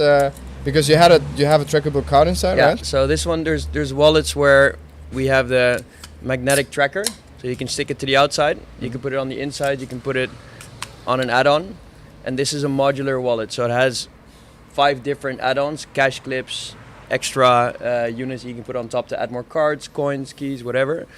And because we bring out all these new innovations every year, the competitors just fall behind. Yeah. So I would say it's a combination of the brand and innovating your product and actually building something new that people want to use. Yeah. And you have also different brands. You have Hears and Dore Rose that are very well known. On Hears, obviously it's innovation, right? It's a product that doesn't exist. So for me, it's like more a general thing, like especially for hero products when it comes to, you know, like answering that question of bringing the product to market. And like for Oliver, it's the same thing. It's a combination of things really. But in essence, what Ekster is, or what the Deep Sleep Mask is, or what Hears is, it's all super boring products. This is a wallet. If you would like think of a wallet before you met this, it would be a boring product. Think of an earplug before you saw what Hears was. It would be a super boring product. If you think of a sleep mask, it's a super boring product. The only difference that we made is we made it sexy. Yeah. We just imagined the most innovative, the most advanced, or like most attractive product in its category of a very boring product, and we made it sexy as hell. I think you can say like that. So, like, that's what I wanted to get to when it comes to bringing a product to market, and you want to bring a product to life in a saturated market. You have to like everything around it, not just the product itself, but also the community aspect, the storytelling, and the brand itself should be exceptional, and that's what makes the longevity of a brand. And that's how you build brand really, because if you were to launch and like, I'm not saying that in a saturated market or a red ocean you cannot launch a product and make money of it. It's just going to be a whole lot easier if you're a one of a kind in that sense. And if you're one of a kind brands, if you're like standing out in the crowd, and that's what all of these brands do. They stand out. It's not just another product. It's something, like that makes like you want to build something that makes the customers jaw drop when they see an ad, or like you want to same for like all the ads you're seeing, and the reason why we make such differentiated ads, and you see constantly new type of formats or ad formats. It's something out of the ordinary, and that's the same with product. That's the same with social media content. It's the same with ads, same with email marketing. We're trying to stand out, and we're doing that in every aspect of our company, and that's how we thrive. And you're always going to be one step behind if you're just copying those that are standing out. Exactly. Yeah. That's the whole thing. But how do you by having a excellent product, and how else? What's that? Sorry. Like, how do you stand out in 3 points on how would you stand out with Dore Rose, for instance, a sleeping mask? How do you stand out with a sleeping mask? So imagine a normal sleep mask. We just picked all the pain points that people would have with a sleep mask, and we were looking at. And a very good thing to do is like look at a very big or standard brand and look at their 4 or 3 or 2 star reviews and see what the complaints are about that product.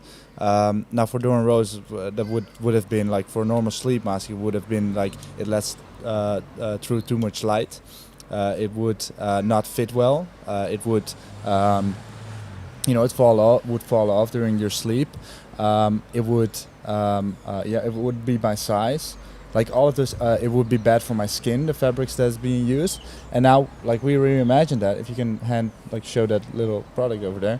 You want me to demonstrate? We made it from, mulberry silk, so it's still good for your skin. It's like full covering your face, so it's 100% light blocking. Instantly falling asleep. It has a strap on, so it's actually like different. Like anyone can wear it. Yeah. Like it's just one size, but you can, Yeah.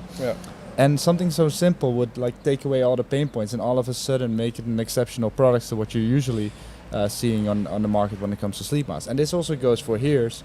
We took out all the pain points that people have, and he did the same. He had like bulky wallets, but it was hard to get your cards out of. Sucks to carry it. He slaps it on a phone right now. Man, And now then you have an excellent product, okay? So that's product-wise. That's product-wise, and then obviously, what you're saying, and that's something that you might be better in than because also like our brands are like Hears is relatively new, I would say. Dore Rose is getting there as well in terms of community and storytelling, but the rest of it goes all about brand. Could be community aspect, differentiates a bit per type of brand. I mean. You're gonna have a very good community when it comes to sportswear. Yeah. I think that's harder to create a community with a wallet brand. Yep. Just as it is. You're not gonna have that many fans of a wallet brand that you have fans of a fashion brand or could be of a pajama brand. So community aspect is one thing, but a bigger one would be, of course, brand building. Like, you should have a great product, but you should also have a great brand. And especially in a market that's quite saturated, as these guys were mentioning, you need to stand out as a brand. So if you're we stand out with the product, but we also, for PJs, like, it's not that differentiated from what's on the market, but we do stand out with the brand itself. People want to purchase not just for the product, but they also want to purchase for the brand. But what are you doing that makes Dore Rose stand out and makes Dore Rose like I'm aware of it. I think if I look at the mask, I have a picture already in my head. It comes with everything around it, everything that you communicate. It's indeed like the community, the type of event you're doing, the content you're putting out, the way you communicate. Think of it as a person. Right? You want to like this person. You want to personify your brand in a way. The way they speak, the way they look, and as like aesthetics, people in our industry are not too big of a fan of aesthetics and all. Aesthetics is to me a big one, because you want this thing to look great. You want it to this person or like the personification of your brand to be a perfect person, and that's how I see brand, and that's how I see. This personification of this brand to be liked so much, and they want to buy from him or her whatever they tell you to buy. And I just saw the question: which books do you recommend? I think one in line with this exact story that you're explaining right now is building a story brand. Yeah, and that's a very good book to read from I don't know who again. Donald Miller. Yeah, something like that. And what he in essence explains is how you're not the hero. like many brands that are starting when it comes to type of communication and what they're communicating as a brand, they position themselves as the hero. But you're wrong about that, because you're simply the guide. The customer is the hero, and what that really explains is, don't talk too much about like how good you are as a brand, but how you're gonna make the customer be good. You're gonna be the guide to reach their end goals. They have a problem to solve or a desire to fulfill, and you're the guide that's telling them how to fulfill that desire with the product you're selling. Exactly. Once you have a very excellent product, you have a sexy brand that people like to resonate about. I mean, I believe the title is How We Built $100 Million Brands.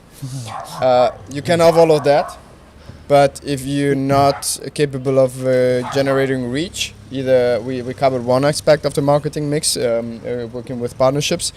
But one big aspect where me with my previous brands, nowadays I work more with a little bit of organic, but also you guys are very strong as performance marketing and scaling through ads. I think that's something a lot of people would like to understand, because we've been around yesterday, and we were at an event, and a lot of people were mentioning, I've gotten your ads for your both brands. So how important is scaling a company with ads, obviously with you, and how do you do it, and what's the secret sauce of scaling with performance marketing? If I may answer, this is again a case by case, not just because of the product, but also because of your the position you're in as a founder. I mean that, like, you cannot just not everybody is in a position to just slap an amount of money on ads, and I don't think that's always the right way, especially in the early days. If we're talking about like startup, early days you just have to hustle. You need product validation. You need your samples to put them online and see, how market is responding to it. For example, here's when we launched it to market. Of course, like we went all in for that one because we kind of knew what we were doing, but we didn't go with like a mass mold of creating the product. We went with a smaller mold and a higher cost of goods to first see what is the audience thinking of a product and how do we want to make changes. And we went gentle on like a first marketing approach when it comes to like not slapping too much money into, well, we did spend money into it, but like starting a product, like especially if you have zero marketing budget to start with, just start with online. There's so many easy ways right now to make good organic content and see how the market responds to your product before going big and going. But you're never going to launch a perfect product. If you launch a perfect product, you're launching too late. Yeah, you said it in one of my videos. In the last Cape Town video, you said exactly that sentence. I still stand by it. And it's really good. I think, I mean, you can get through ads, so through minimum ad spend, you don't have to spend a bunch, but you can run some A/B testing within a minimum valuable product and see if the market is generally interested in it or not. Yeah, and I've seen this question come up a couple of times. Is it a good idea to white label a product with China manufacturing? I think it's a great product to get started, as well as drop shipping could be a great way to get started. You might not have the perfect product that you wanted, but you at least can launch with an MVP and test out the market, see how the market responds. Start with a couple of samples if you not want to go full on drop shipping.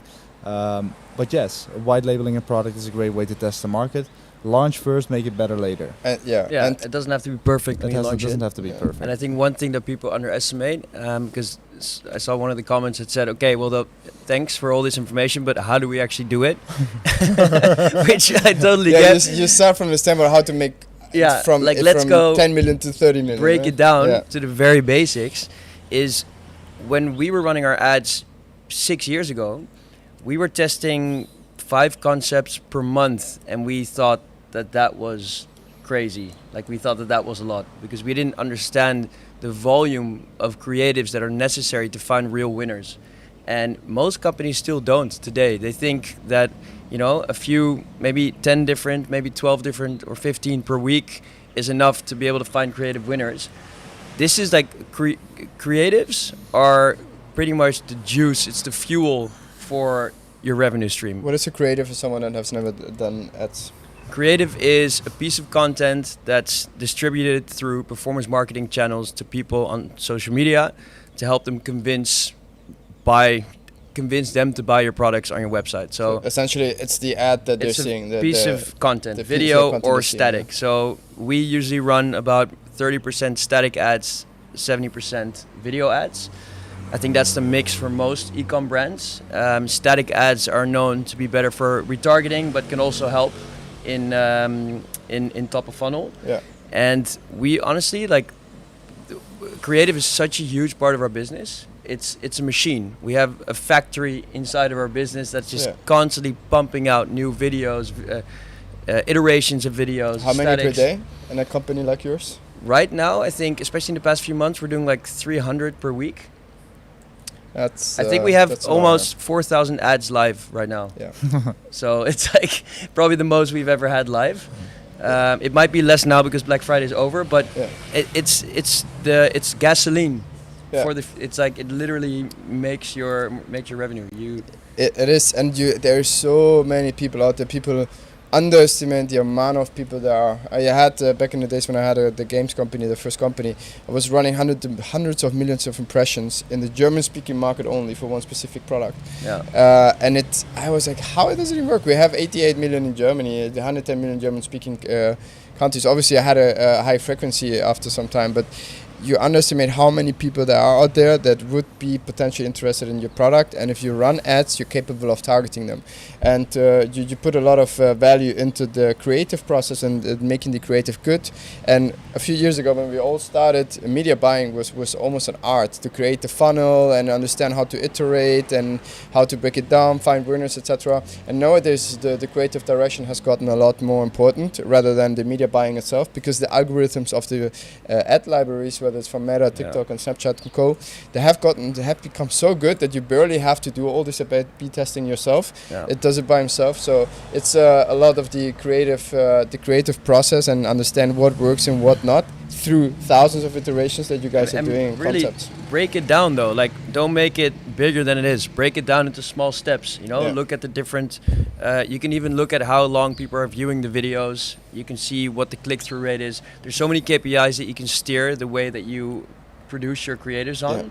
And we pretty much just we look at the overall hit rate of our creatives, so we see how many creatives per agency are hitting and per video editor and per graphic designer are hitting, and then we can pretty much rate how good each agency is, and based on that choose new ones. It's really an analytical game. It is a numbers game at the end of the day. Maybe something easier to digest when someone is starting on. It's not having thousands of ads. If you're starting on, you can use the media ad library. You can just go on ad library and see ads from the. I'm not encouraging people to steal your ads, but that you can see all the ads that are online and really understand how many ads these guys are having, and then seeing, hey, these ads seem to work, and maybe you find your own creative angle for your own product and get a general idea of how this is structured. And what also works very well at the beginning, especially since you want to also start with organic content, right? Because it is cheaper than it's technically for free if you have your own organic machine. What works in UGCs, like if you put a TikTok out there and it works, generally it works also relatively good on ads. So if you see you've posted 20 pieces of content and one popped up and had 20,000 views and all the others only 3,000 views, maybe you should start putting, run ads on it. Take it out, put it in the media library, and start putting ad spend on it. It's most likely going to work. So putting organic content out there can help you identify winning ads as well. If you don't have the budget and all the knowledge about how to do all of that and the graphic design, all of that, that's a good way to start. And then essentially you're going to get at these guys' stages and run thousands of ads with multiple agencies. I think you're about to start ramping up your ad game, right? We're now starting with day one. Yes, we grew organically. We were barely getting. I mean, I put a lot of money into the first manufacturer, but we sold everything organically so fast that I didn't have the capacity of actually running ads. And that was back in the days of my expertise, right? Running ads, and then the golden days of performance marketing with 1/3 cent CPCs. That doesn't exist anymore. But Now we have generated enough revenue that we can buy a lot of stock. We bought a lot of stock, and now we actually can execute a performance marketing, and we started. Yeah. And it's going very well. We have high ROAS. We're skating through it, and we are now. And what is your? I'm just curious. What is your creative game? Because for us, like, we're obviously very focused on the benefits, the customer benefits, the technology, how we're innovating. But with you as a fashion brand, I'm interested to know what works for you. Or maybe you don't have to give us your secrets, but it's just interesting to see how would I go about advertising a fashion brand? It's such a different game. It is, because it's not creating a pain point and healing it on the spot. Yeah. Like, don't lose your wallet again. Here's your wallet. That's an easy ad. Maybe there are some products like the 2-in-1 endurance shorts, the running shorts with the integrated tights, where you can run I got the idea from you, by the way, a year ago. Where's my commission? The product itself looks very aesthetic on an aesthetic ad. And you can highlight the benefits of having a compounded shorts under that, and people have already, oh, that looks good. I could actually need that running, and that works. But more often than not, you have to have several touching points with them, and we do a lot of retargeting right now. We're not running. We do have broad audience ads running out there, but most of our revenue through ads comes from retargeting. And the good thing is about our organic campaigns, when we reach 1 billion people, they have either interacted with the Instagram account of Arda, have been there, or liked, or left a comment, but somehow has been in touch with it, with my personal account, with the account of Day One, with our website. And because there's so many million people, you get a very good understanding, and the algorithms understands very well what people are interested in that. And then you can retarget them, and they have already seen Day One somehow. Yeah. And if you put an ad out there with Arda, and they have seen him, they don't even follow him, but they have heard about his insane run, and then they get the ad, it clicks. You have already a very strong touching point, and then running the retargeting ads works very well. So for us, performance marketing and organic marketing work hand in hand, and it works very nicely. I would be lying if I told you that I have a blueprint for running ads for fashion brands, because we are at the very beginning of it. It works very well because we've done so much groundwork on building organic reach. But hopefully 1 year down the road, when we start running ads worldwide, maybe we've been onboarded on e-com flow, and we can ship worldwide easier. I have a better answer for that, and I will test some thousands of angles. But right now, I would say we're living out of the groundwork we've created, and we do mainly doing retargeting. It's impressive though. It's impressive the brand you've built, and also the following, and also the tight-knit community of people that come to all these launches and stores and stand in line for this brand without all that performance marketing. Yeah. That's a whole different way, and that's perpetual value of the brand, valuation. Yes. Up there. Yes. Yeah.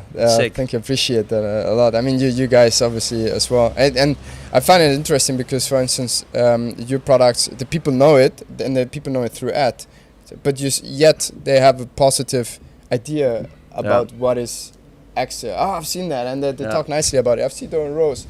I mean, all girl on the planet has seen a Dore Rose ad by now. I mean, every girl knows Dore Rose. That's the first touch point, but I think then the whole retention game comes into play, right? And maybe that's an interesting topic for a lot of people that are starting e-com brands these days. They build a website using AI, and then they start spending a shit ton of money on Meta and try to scale it, but they forget about the whole post-purchase experience for the customer, and what is it like to receive a product, and what is the feeling that you get when you unbox it, but also how is the aftercare, how is the email marketing after you receive the products. That whole process and that whole experience for the customer is going to make them a fan or not a fan, and it's going to make them come back or not. And this year for us, like we ramped up our email marketing and SMS game so hard that our returning customer rate jumped up from 20% to 35%. In a year that we're even growing. So you would say that when you're growing, it's harder to grow your returning customer rate. We're growing in terms of new customers. So that's insane. I think that's. And what would you say was the main drivers?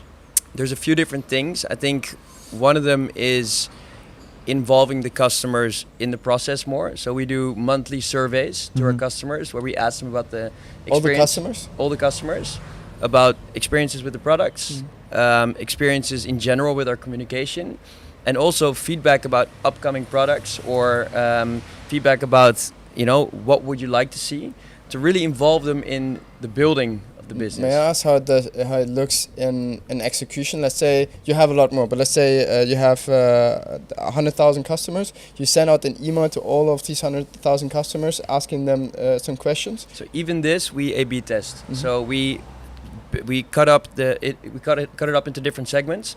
We have VIPs, people that bought 3 to 4 times. Then we have like people that come back twice. We have people that opened emails in the past 90 days. There's all these different segments, and we send separate surveys to these different segments. And sometimes we A/B test different types of surveys to these segments to see what they react better to, open form or short form questions. And we've found insane learnings for this, where people just give so much insight. Do you have an example on something you're like, oh shit? Okay, one recent learning that we had through our post-purchase survey, which everybody should have, by the way. I don't know if you have one. After people buy on the checkout page, there's a survey, and then they can fill in how they found you, their experience on the website, all these different. Everyone should implement that ASAP. So we actually figured out that our attribution tools weren't as effective as we thought they were, because there were way more people coming in through influencers and creators than we initially thought through Triple Wheel. And our single source of truth for data is Triple Wheel, because we have so many different channels in marketing. So we kind of just believe that. But we found out there was so much more traffic and revenue coming in through influencers. For example, the Diary of a CEO was an incredibly successful deal for us. And we only realized that by looking at these surveys. Yeah, because for the record, you asked them, how did you find us? How did you find us? And also in like the post-purchase or the other surveys that we send, we asked them, what do you like to see, or which partnerships did you appreciate? We do the same thing. Yeah. We also ask them, and it's first of all also a very good way to find bugs on your website or like anything that's not working, because people will let you know. And outside of the retention marketing benefits that you gain from it, it's also a way to engage your customer, and that's another very important part of retention marketing. You want to involve the customer in your brand as well, and by asking them like, how can we improve, or how can we, like the loyalty program and all that related, is also a way to build a community that you're good. So it's giving them the idea that they're being part of the whole journey of the brand. Absolutely. They have an impact on the product. For sure. Not just giving the idea, actually making them part of it. Yeah. Right? Yeah. Like you're seriously giving them value. You're giving them obviously extra discounts, points for all the things they buy, but also, for example, beta testing program. We send out a few samples of new products to lucky few customers that are part of the loyalty program, and they can test it out before it's live, like stuff like that. That's cool. People really appreciate it. Yeah. And they get really invested, and then they're like hyper fans. Repost some of your customers' comments and photos once in a while. Do a newsletter where you just talk about all the reactions of your customers of the past month. Yeah. And we ask for permission because they don't want you to promote their name sometimes. But if you put them in a newsletter and you ask them for permission, they love it. They eat it up. I mean, I can only imagine. I have never been myself treated like that as a customer of different brands, and I would have loved to experience that. You weren't that good of a customer.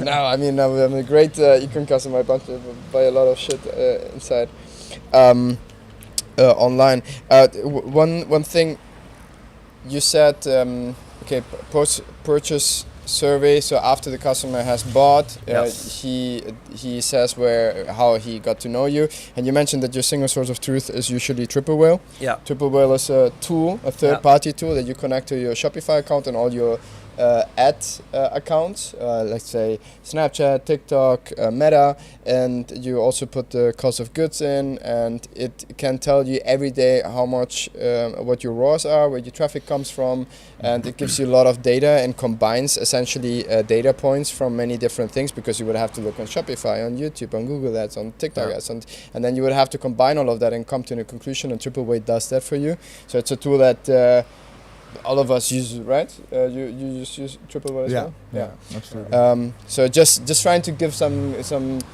benefits, because back in the days when I started, I didn't know about it, and then later down the road you ask, because I didn't know about the CRM tool you were using. Now we both know it, and we're going to probably implement it too, so maybe they just wanted to know that as well. Implementing the customer. Vince is in the chat, your business partner. Hey. So. Hey Vince, get back to work, bro. No, but on your topic of retention marketing, what he's saying, like actually involving the customer, but also, of course, like building a good product, and everything around the product, like make sure it's indeed nice packaging, making the perceived value as high as possible for a customer, actually, because people can talk of course you can do everything you want about email marketing, the right emails, the right retention marketing when it comes to SMS, surveys, but also just make sure your product is really good and really well perceived, as well as a service on how you ship it and how you package it and how you deliver it and how you communicate to the customer, because the best way of retention marketing is a good experience for the customer. A good product throughout the entire process, right? Absolutely. Yes. I think also if there is a delay on your shipping and stuff, right? But because sometimes you ship from somewhere that's pretty far away. If you over communicate more often than not, the customer's just fine. He just wants to know what's up. Yeah. It's like send him an email more than you thought. He's just happy about to know that you're still taking care of the order. And ship with a reliable partner like Econflow. Affiliate link. Where's the affiliate link? There's a lot of marketing going on here. A lot of marketing. Well, Jesus, I think we're dropping gold here, no? For most of the people. Well, TG Publishing wanted more value. In the comment, he wanted more value. They want more value? More value, guys. How to handle holiday season with employees. In some roles, we only have one person, so the whole department, customer support, is gone. If this person's taking days off. Last comment. Okay. You got, how many employees you got? 40. Yeah. Ollie, how to handle holiday season with employees. In some roles, we only have one person, so the whole department, for example, customer support, cutter, etc., is gone if this person is taking days off. It's maybe speaking from a luxury position, but there should always be a fallback person in your team. There can never be one chain that breaks the link if they're gone. I don't know if that's the right expression, but totally. There needs to be a fallback. So whenever you hire someone, they're going to be trained by someone, right? Someone needs to train them, put them in that position. They might bring knowledge from a previous company, but there should always be a fallback person in the team. We're very relaxed with our holidays at Ekster. We judge people based on output, and we don't judge them based on presence or how long they're in the office for. But we do make sure that they take the responsibility, that they know when they leave is not a peak period, and that's on their end. And if they happen to leave in the middle of Black Friday while they're the ones that are supposed to turn on the ads, then they're not the right fit for the team, right? I mean, it's very simple. But I would say number one is always have a fallback person in your team that's trained and that gets the offboarding and that knows what needs to be done. And how do you get there? It leads me to the next question. I would love to hear your opinion from you both. Maybe start with Bob. How do you hire people? How do you find them? What questions do you ask in the how's it called? In the first chat, with them to see if they're the right fit. How do you identify what person you need? Maybe start with how do you identify what person do you need in your team? What are there's a need. That's the person we need. How do you find out? Is it through LinkedIn? Do you post? I'm gonna go to the bathroom Indeed. real quick. You post on Indeed and shit. Tell us about the process. So I have to say, Nick, my business partner, is definitely more involved in the hiring process. But of course, we're both searching for, like we both decide, of course, like what's needed, and that's the first step, like deciding what's needed. Like instead of just waiting for the moment to happen when you need that hire, already have the plan ready, have your hiring plan ready, and deeply describe what kind of person you need in what position, or how you want to build that org chart before you start looking for the position. You know, you need to have your future plan ready on how that's gonna look like later, or how that waterfall is gonna become bigger. So let's say you recognize, I need a customer support. How do I want the communication to be? What messages I want? What are the yeah, like you want to have like certain qualities in a person, but also personality. Especially because we're mostly a remote brand. We do have an office, of course, but a big part of the team works remote. So a very important thing is just, you know, the brand fit, the personality, but.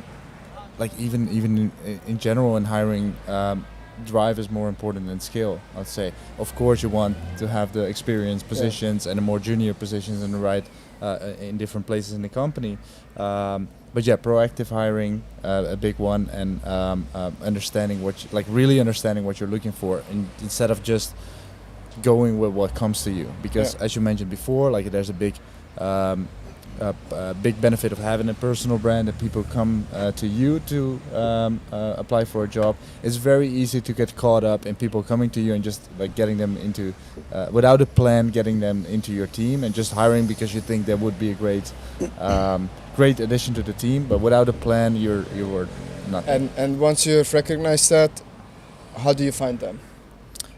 Like easiest way, like we have our recruiters as well. Like we have recruiting agencies and several ones.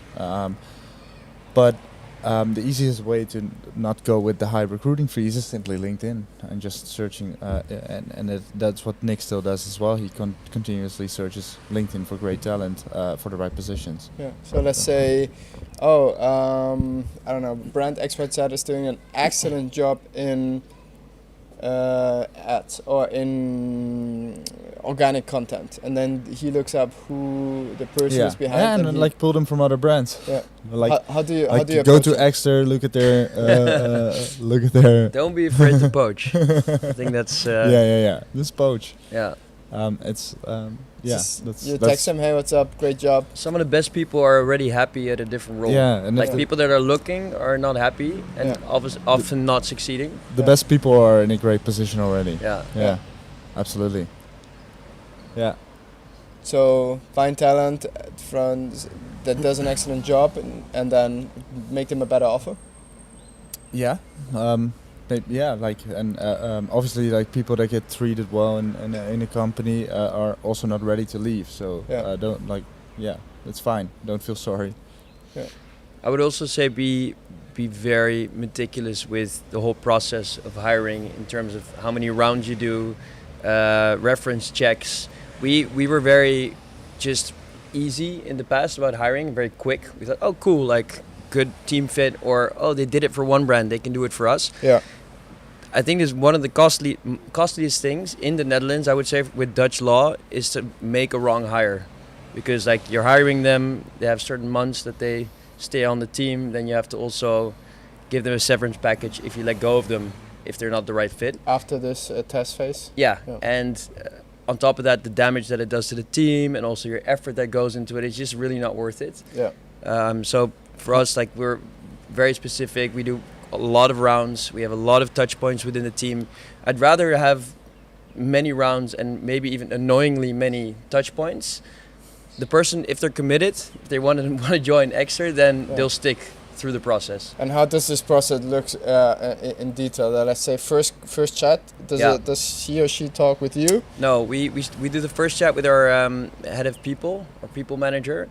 She just has a lot of like people knowledge, and she can just do the first scan of, because I mean we don't have the time to talk with everybody.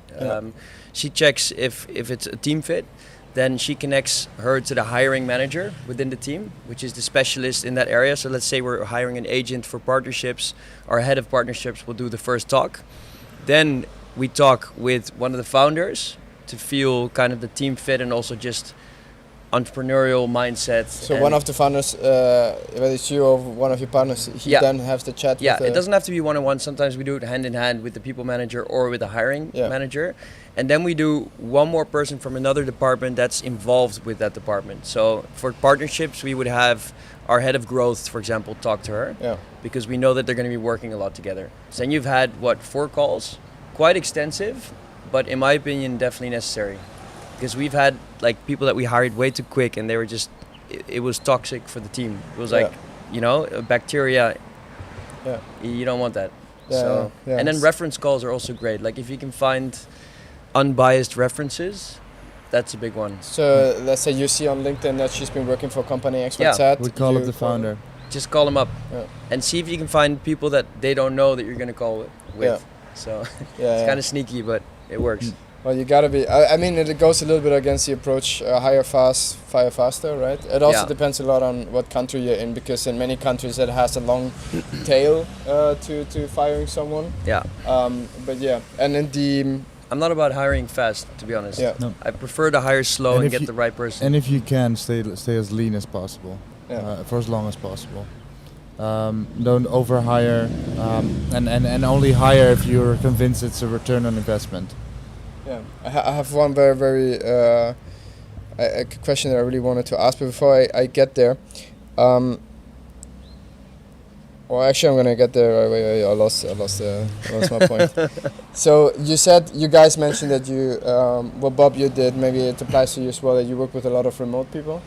How does it? We all have offices. We all have people working remotely. But I would love to hear from your perspective.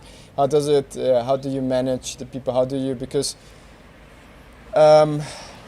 remote is, especially after COVID, it has become a thing, right? Everybody wanted to work remote, and it's a big part of the expectation. How do you make sure these guys are not chilling at home, not doing anything? There's upsides and downsides, of course. Like there's definitely a benefit of having brand culture in the same office, but there's also a very big upside in having different cultures and geographically different located people running your team, not just because of salary differences, but also in terms of talent. It's so much harder to find talent in the same... Kyle, I think the stream is dead. No, we're back. We're back. We're back? Okay. We're back. Okay. Yeah, we're back. Where were you? Where was I? It's so easy to have. It's easier to find talent in geographically located different places, rather than finding that same talent all in one place. Like let's say your office is in Amsterdam, finding super talented people that all live in Amsterdam. No way. Like you're never gonna have the same talent as hiring worldwide. So I'm definitely a big fan of either hybrid of working remote and in office, or like full on remote. I would say, and like when it comes to content and everything, it's easier to have like an in-house team. But yeah, that's definitely. I forgot the question. How does it look like? How you make sure the people they are perform. not chilling? Yeah. So and then the second part is of course working with strict KPIs, especially for people working remote or. And how we like to work is having like one main KPI per department or per team, and it's simply waterfalls. It's simply if you have a team lead for every department and they have a specific KPI to reach, they're just gonna make sure it happens. And you're not like after your company exceeds like 50 people, you're not gonna have control. You're not even speaking to everyone anymore. Yeah. So yeah, you gotta trust the management, and you gotta trust the team leads based on that. Yeah, I agree. I think one key thing for me is having every person is dedicated and responsible about one specific KPI, and it's his responsibility. So giving each employee a KPI that they're responsible for, and if it works or not, and if it's good or bad, it's their responsibility. So it's very, very trackable, right? So how you track them. We work with, so it sounds a bit corporate, but we work with OKRs, which came from Google. But we have a simplified version. So we pretty much give them yearly objectives. And some people are paid on commission, for example, the agents, so then you can instantly see what their success is. Yeah. Some people work with quarterly objectives, where we just have, these are the 2 main things you need to achieve this quarter, besides from business as usual. And if they hit those and they're super ambitious goals, then they're doing a great job. If they're 80% there, then it's acceptable. And what do they get out of it if they did an excellent job versus an acceptable job? We work with bonus systems. Yeah. So people get bonuses based on their performance, and they're connected to their quarterly objectives. Yeah, for us as well. Everything's performance based. Yeah. If we can. So if and how does it work in like very specifically, let's say the customer support? Customer support, we have metrics for customer satisfaction, NPS score, response time. There's like all these KPIs, and then we set certain goals for different periods of time. For example, peak period, Q4, the targets are lower because it's so fucking hectic. But throughout the year, we just track what we had over the past few years. We set targets. The head of the department needs to hit those targets, and then each agent needs to hit other types of targets. Yeah. And if they hit the targets, they get their bonus every quarter, I believe now. Yeah. Nice. Yeah. I think this is a great question. I've seen it pop up a couple of times now. A question for you, Oliver. How would you execute a balanced performance marketing and high price luxury branding strategy? And I saw a question before that said, premium branding and discounting. I'd say Dore Rose is a position that's premium, but heavy discounting may hurt long-term brand perception. What's your take? I will have my take, but I want to hear yours first. Honestly, this has probably been one of the longest standing battles in my career, is discounting versus branding.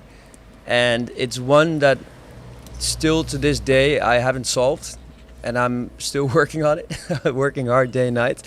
I feel like the thing is like it's such a difficult one, because the second you turn off the offer, and we've all seen the effect of an offer, even just the change that we made for Black Friday of doing a site-wide discount as opposed to an up to X, for example. Great tip. Just I would say in general, the offer makes the sale in the end. So just separate from all the branding stuff, because we all believe we talk about branding, we've talked about how we outgrow our competitors. I think long term, I'm sure there is some damage. However, the growth and also the fan base and the community that we build by reaching more people and growing faster than competitors, at this moment for me, outlives that. So we're a very US-based brand, and every single brand in the US, including the big giants like Nike, are discounting all the time. And as long as you release new products, innovate on those, and also bring out products that are not discounted, that's what we do. For example, this one right now hasn't been discounted through Black Friday because it's our newest collection. It's like the iPhone. Apple releases a new iPhone every year. The new one isn't discounted. The old one goes straight into a discount. Yeah. You know, so I think there's a balance there. Yeah. But I wouldn't say we're necessarily doing the right thing by always having a sale on the website. I think, and I'm going to share my story now. I think brand has kind of changed when it comes to that. Yes, we're like still programmed to think, premium brands don't have discount. I disagree. I think Dore Rose can still be a premium brand, or Ekster could still be a premium brand and still have discounts, especially because the whole purchasing environment has come to online. And when I say discounts, I actually mean offers. Because the offer itself doesn't have to be discount. And I think that's where a lot of people make the mistake as well, in where, we need an offer. We need that direct response marketing, because you're going to forget about us because there's so many things out there. Yeah. So as a brand, as an online brand, and how we should thrive, we should always have an offer. However, the offer doesn't necessarily have to be discount. It can be executed in many ways, including like a free whatever you get with the offer, or buy two and get something out of it, or buy a bundle and that's the offer, or scarcity offers, like it's almost out of stock, which also means it's an offer, because it's your time to buy now. Every sale is an offer, but not every offer is a sale. Exactly. Yeah. So yes, it might be best if you are in Hermes, or if you are an Apple, and you are in a position to never give discounts. It might be best for brand longevity, absolutely.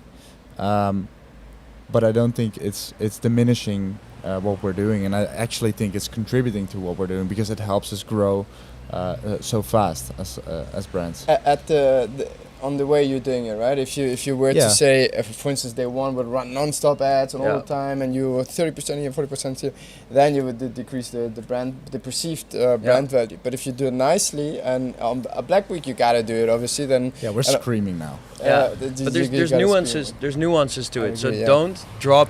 That's my number one rule. Don't drop new products into a discount. If it's a new innovation, new collection, we just did that. Unless it's a Black Friday special. We do that as well. Yeah. But like, let's say, let's say you bring out the Dore Rose Sleepwear Mask Pro. I would say don't discount it for the first period because people are going to buy it anyway without the discount. The Pro Max. You don't need to, and it also brings down the perceived value of the product. Yeah, it's a shame. And there's other ways to bring value to the product, right? Like you said, like scarcity, like not having too many, like you did, like having only a limited amount of pieces, or make it very hard to get. For example, Rolex, or like not an example that we can replicate. Supreme. With their only drops once every few times. So there's different ways to pursue that offer. And I would still classify my brand not as the most high-end brands, but still premium brands. And we do discounts. So to answer that question, I don't think it diminishes if you do brand right, positioning. It's a very interesting topic though, because it's not discussed enough. No. Because everyone is they assume, okay, let's always do a discount. I think we should do this more often and really do deep dives on some specific topics, because we only scratch the surface on each topic. And for instance, if you guys I would really love you guys to see on YouTube and then do a deep dive on every single question that we have answered. You could do a 20 minute video out of it, and we'll definitely we discussed this too. Like we're definitely gonna show more online and go more in depth on things. That will come for sure. Keep an eye out. And we can do a digital one if we're not in the same city. We can hop on a call. Yeah, absolutely. I mean, what I was exploring. I also, now that we have over 100 people listening live. Later, this video is going to be uploaded, so people that didn't make it can consume the content in 3x, like people usually do. So I was thinking about live streaming how I work and how I think about a marketing campaign, how we develop a new product, a call with the team, with the graphic designer, with the developer, with you guys, for instance. And be like, hey, Bob, what do you think about the marketing campaign XYZ? And I'm just live on Figma, and we just live stream this. And then there's not a trade-off between work and being a creator and bringing value. I mean, I don't get anything out of it, really. I don't sell any product. It's just to bring value. And I really appreciate the message that you got yesterday, that you helped the guy generate his first revenue on Shopify, and it made his day. So I think it's very fulfilling to do that, and I wanted to do it more and more transparent, because on YouTube, again, that's like a 15-minute video, and you have to be very very specific on what of the many things you've been doing for a week you put in. But I think that a lot of people just want to see, well, how does it actually look like when Bob is behind the Figma board and all the stuff. And I think I wanna do that. Us sitting shirtless in our underwear, straight from the gym, right behind our laptops. Yeah, protein shake. No shirt. I think I'm gonna get banned if I did that. But I think that maybe let me know in the chat, or send me a DM what you think about the idea. I might do it in the future, and just being super transparent, and just maybe we just hang out for 2 hours and you see me drawing some shit, and it might be super boring, but it's just see how the reality is. So send me a DM, let me know how it works. One thing before we wrap up today, we didn't get to hear you guys' story really on how you got to. Well, we don't have to talk an hour about it, but I would. We can do another one. Save it for next time. And we do another one. I think we did a brief introduction, of course. Yeah. we can't go more in depth on the whole starting up journey. But let's save that indeed for like the next one. Yes. I think the launch, like the whole launching story from beginning to end, could be a sick episode. By itself. Yes, I would really love to hear that, and maybe I need to, but I am very curious, and I didn't ask in the last couple of days because I wanted to do it live and have a genuine reaction to it. But I may ask tonight at dinner on the next couple of days, and I hope you guys enjoyed the format. We have a lot of very successful entrepreneurs that I would love to introduce you guys, and maybe we do this format more often. I just wanted to take the chance. Whilst we were in the same city, and after Black Week, now we have a lot of work going on. Tomorrow is Cyber Monday. Christmas is around the corner, so a lot of work for the ecom. But I wanted to take the chance, and that we are physically here. And what's going on? Now that we're all here, and I really thank you. Thank you for having us. It was a pleasure. I dropped the Instagram handles of the guys in the comment section and in the description of the video. So make sure you check them out on Instagram. They post a bunch of stuff in the Instagram story. Bob has a YouTube channel. Ollie doesn't yet. But I'm coaching. The both. You offer coachings. Yeah. I know that you. So if you want to have. Triple A coaching. It's most likely not gonna be cheap, but reach out to them on Instagram. You will get a fuckload of a ton of value, and check out the Instagrams. Follow the channel, my channel. We're gonna do it more often, and I'm posting a video on Sunday about this whole Cape Town thing. We're meeting a bunch of other entrepreneurs here. And with that said, thanks a lot for your time, guys. It was an absolute pleasure. I learned a lot. You guys are truly an inspiration for me and many guys out there, and I'm very grateful of having you guys in my network and getting to pick up your brand on many topics. I hope this stays the same in the future. And maybe you wanted to say last words to the audience. Thank you so much for having us. Thank you. It goes both ways, of course. Yeah. We learn from you. Definitely, and we continue to do. We continue to do to have these conversations. It's funny because we met exactly a year ago. In Cape Town. Yes. We entered this house in Bantry Bay that our friends were renting, and we walk in and we see this guy without a shirt setting up his camera, and this is just when you're starting to build in public. And we're like, who is this dude? Like playing chess with himself and setting up a camera over there, and we're like, who is this guy? And then. Over the year we've become pretty close, and we've learned a lot from each other, and I think it's fucking sick what you're building. So thank you, thanks for having us on. Likewise. All right, guys. Kyle, my man behind the scenes, thanks a lot to Light Lounge Production Studios from Cape Town for creating this amazing setup. And Kyle, you're the man. I think you can finish the live stream. Thanks a lot, guys, and I'll see you guys on Sunday for the next video. Cheers. Thanks for tuning in. Well done. Ben, yes.